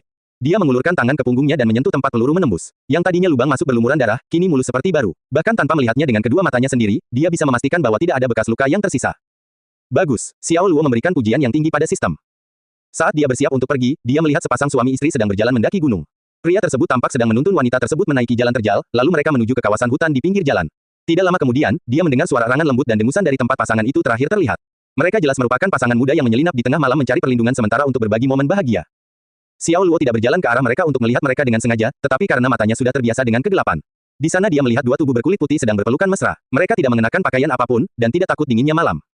Xiao Luo merasa tidak nyaman, dia bukan tukang intip, disengaja atau tidak, dan segera berbalik. Sebelum pergi, dia diam-diam mengambil pakaian yang ditinggalkan pria itu di dekatnya dan memakainya sendiri. Sepanjang perjalanan, dia melemparkan mantel abu-abunya ke tempat sampah terdekat. Kapten Gu, kami telah menemukan Xiao Luo. Dia ada di rumah sakit umum di daerah Guangming. Suara seorang bawahan diumumkan pada pembicara komunikasi. Di rumah sakit, Gu Qinglin segera menjawab, awasi dia, jangan biarkan dia lari, atau kamu tidak perlu masuk kerja besok. Dipahami, JC di sisi lain menyadari pentingnya masalah ini dan menjawab dengan tegas. Nyalakan mesinnya, kita akan pergi ke rumah sakit umum. Gu Qinglin memberitahu JC di kursi pengemudi. Sopir segera membuang mie gelasnya yang setengah dimakan ke tempat sampah di luar mobil, menyalakan mesin, dan melaju menuju rumah sakit umum. Kapten Gu, ini tidak benar. Mengapa Xiao Luo ada di rumah sakit? Apakah dia berencana menyerahkan diri? Wang Hansuan menggaruk kepalanya dan tidak bisa memikirkan alasan logis di balik ini. Polisi secara aktif menggeledah tempat tinggal, dan juga mengawasi rumah sakit. Siapa yang tahu apa yang dipikirkan oleh pembunuh berdarah dingin seperti dia? Apapun yang terjadi, kita harus menangkapnya kali ini, kata Gu Qinglin sambil mengatupkan rahangnya. Wang Hansuan mengangguk setuju. Mengingat kejadian mengerikan pembunuhan Heruan Liang di parkir bawah tanah di Lishui Binjiang, dia menggigil. Jika penjahatnya benar-benar Xiao Luo, mereka akan berada dalam situasi yang berbahaya. Dia adalah binatang buas dan tidak bisa dianggap enteng. Kembali ke rumah sakit, Sun Yu masih berada di ruang gawat darurat. Di luar, sekelompok sekitar 7 hingga 8 JC mengangkat senjata J mereka dan mengarahkan mereka ke sosok yang mendekat. Itu adalah momen yang menegangkan, semua orang tetap waspada. Xiao Luo memegang cangkir kertas di tangannya dan melihatnya dengan santai tanpa ada tanda-tanda panik di wajahnya. Saat Xiao Rui, Tang Ren, dan Hu Suirong melihatnya, mereka membeku karena panik, menahan napas untuk mengantisipasi apa yang akan terjadi.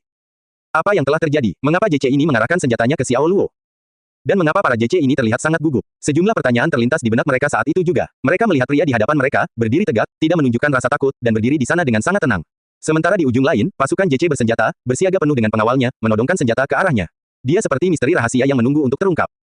Xiao Luo menggelengkan kepalanya, tertawa pelan pada dirinya sendiri. Dia mulai berjalan menuju ke arah mereka. Jangan bergerak, pemimpin regu JC berteriak keras pada Xiao Luo. Xiao Luo mengguncang cangkir kertas di tangannya dan berkata, jangan khawatir, aku hanya akan mengambil secangkir air. Letaknya di pojok, aku tidak akan meninggalkan pandanganmu. Sambil berbicara, dia melanjutkan menuju dispenser air di sudut ruangan, tidak menunggu jawaban dari JC.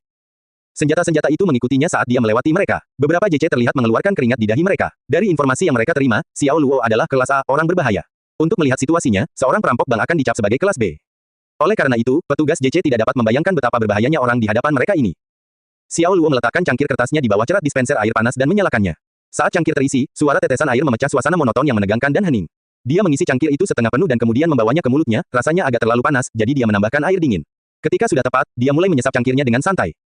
Para JC terus mengawasinya sepanjang waktu, memandang dengan gugup. Pemimpin regu merasakan rasa takut yang mendalam saat melihat pria ini, dengan santainya menyesap cangkir airnya, bahkan ketika ada senjata yang diarahkan langsung ke arahnya. Dia memikirkan orang seperti apa yang memiliki kekuatan mental untuk tetap tenang. Dia bisa merasakan aura tak terkalahkan di sekitar pria itu. Gu Qinglin tiba di tempat kejadian tepat saat Xiao Luo menghabiskan air di cangkirnya. Dia memiliki penampilan yang segar dan rapi, dan tubuh langsingnya menunjukkan gaya hidup aktif. Dia menjaga rambutnya tetap pendek dan lancang, membingkai sepasang mata coklat muda yang terindah. Gu Qinglin memiliki daya tarik tertentu yang menarik perhatian kemanapun dia pergi. Petugas Gu, ada apa dengan tindakan mencolok yang kalian lakukan? Xiao Luo berbicara dengan tenang kepada Gu Qinglin, berbalik sambil meletakkan cangkir kertas kosong di dalam tempat sampah di sebelahnya. Gu Qinglin mencibir sebagai jawaban, Xiao Luo, kamu tidak perlu berpura-pura lagi. Orang yang membunuh Heruan Liang 1 jam yang lalu di garasi bawah tanah Lishui Binjiang adalah kamu. Akui. Apa, Heruan Liang terbunuh? Mendengarkan, trio Xiao Rui, Tang Ren, dan Hu Suirong terkejut. Mereka hanya menatap Xiao Luo dengan mata terbelalak, tidak mau percaya bahwa dia telah membunuh Heruan Liang. Terutama Xiao Rui, di matanya, kakaknya juga seorang pria jujur yang sangat peduli pada keluarganya, bagaimana mungkin dia yang menjadi pelakunya? Mimpi terburuknya sepertinya menjadi kenyataan dan terasa seolah seluruh dunia di sekitarnya hancur berantakan.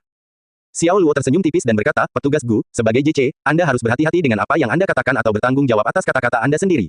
Jika Anda tidak memiliki bukti untuk membuktikan bahwa saya adalah seorang pembunuh, saya dapat menuntut Anda atas pencemaran nama baik.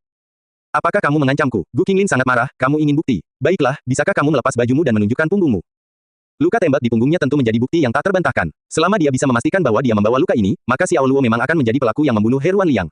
Apakah dia mencoba mencari jalan keluar dengan ancaman seperti itu? Itu tidak akan berhasil. Dia menilai penangkapan Xiao Luo atas kejahatannya sebagai pencapaian yang lebih signifikan, dibandingkan dengan kehilangan kesempatan untuk menghancurkan seluruh pasar narkoba di Jiangcheng. Satu Xiao Luo tetap diam. Wajahnya keras dan berapi-api, dia menatapnya tanpa sepatah kata pun. Keheningan yang dingin menciptakan ketegangan yang meningkat yang dirasakan oleh setiap JC yang hadir. Suasana tegang lenyap begitu Xiao Luo tersenyum. Tentu saja bisa. Xiao Luo menanggapi permintaan Gu Qinglin, dengan cara yang tampak ringan, dengan hati-hati membuka kancing bajunya, dan membalikkan punggungnya ke arah tim Gu Qinglin. Dia menjatuhkan kemejanya ke pinggangnya dan memperlihatkan tanpa pelana di hadapan seluruh kelompok JC. Mereka tercengang. Tidak ada tanda-tanda luka di punggung Xiao Luo. Tidak ada cedera, bagaimana mungkin? Orang yang angkat bicara adalah asisten Gu Qinglin, Wang Hansuan. Dia berkata dengan tidak percaya, kami pasti menembaknya, dia tidak mungkin tidak terluka. Gu Qinglin terkejut. Dia yakin pria itu adalah pria itu, dan tatapan bingungnya menjelaskan segalanya. Dia bahkan berkedip beberapa kali untuk memastikan dia tidak sedang bermimpi, namun tetap tidak ada luka yang ditemukan. Dia benar-benar tercengang. Itu tidak mungkin, yang jelas apakah aku bertemu hantu? Dia bergumam pelan saat dia berjalan menuju Xiao Luo dan tanpa sadar mengulurkan tangan untuk menyentuh punggungnya, lalu dengan hati-hati mengamati bagian depan tubuhnya juga. Bahkan tidak ada sedikit pun bekas luka atau bekas apapun pada dirinya, apalagi luka tembak. Mau tak mau dia menyadari betapa bersih dan kencangnya kulit pria itu. Xiao Luo mengenakan kembali pakaiannya dan mengancingkan kemejanya, "Yah, dengan sedih aku memberitahumu bahwa orang yang kamu cari bukan aku." Dia menyesuaikan kembali kerahnya setelah mengancingkan kemejanya dan berkata dengan bisikan yang berlebihan, "Ini adalah rumah sakit, kita harus tetap diam. Anda mungkin harus segera membawa bawahan Anda keluar dari sini." Dia berjalan mengitari Gu Qinglin menuju Xiao Rui sambil berbicara. Gu Qinglin menolak untuk mempercayainya, bagaimana bukan Xiao Luo? Dia kehilangannya. Nalurinya sebagai JC memberitahunya bahwa tidak diragukan lagi, pembunuh berdarah dingin itu adalah Xiao Luo. Namun, jika itu benar-benar Xiao Luo, bagaimana mungkin dia tidak membawa luka tembak? Tidak ada penjelasan logis. Kapten Gu, sepertinya kita melakukan kesalahan, pembunuhnya bukan dia. Wang Hansuan menghampirinya dan berbicara dengannya dengan pelan. Dia sedikit lega karena dia tidak melihat luka di punggung Xiao Luo. Ini berarti mereka dapat menghapus Xiao Luo dari daftar tersangka pembunuhan He Ruanliang. Bukan dia. Bagaimana mungkin itu bukan dia? Gu Qinglin hampir merasa dirinya menjadi gila. Dia telah bekerja di kepolisian selama 8 tahun, dan dia belum pernah berada dalam situasi di mana kesimpulan dan teorinya salah. Hal ini tidak hanya melukai harga diri dan kepercayaan dirinya setelah sekian lama berhasil menyelesaikan kasus, bahkan membuatnya mempertanyakan kemampuannya untuk terus melakukan penyelidikan di masa depan. He Ruanliang, satu-satunya orang yang bisa memberi mereka cukup bukti untuk menjatuhkan seluruh pasar narkoba Jiangcheng, sudah meninggal. Yang lebih parah lagi, penyelidikan mereka terhadap si pembunuh kini tersendat. Siluet santai Xiao Luo yang berjalan menjauh darinya sekarang seperti tamparan di wajahnya. Gu Qinglin bisa merasakan darahnya mendidih saat kemarahan menguasai akal sehatnya. Dia mengepalkan tinjunya erat-erat, dan dalam hitungan detik, sosok pendiam itu telah mencapai Xiao Luo.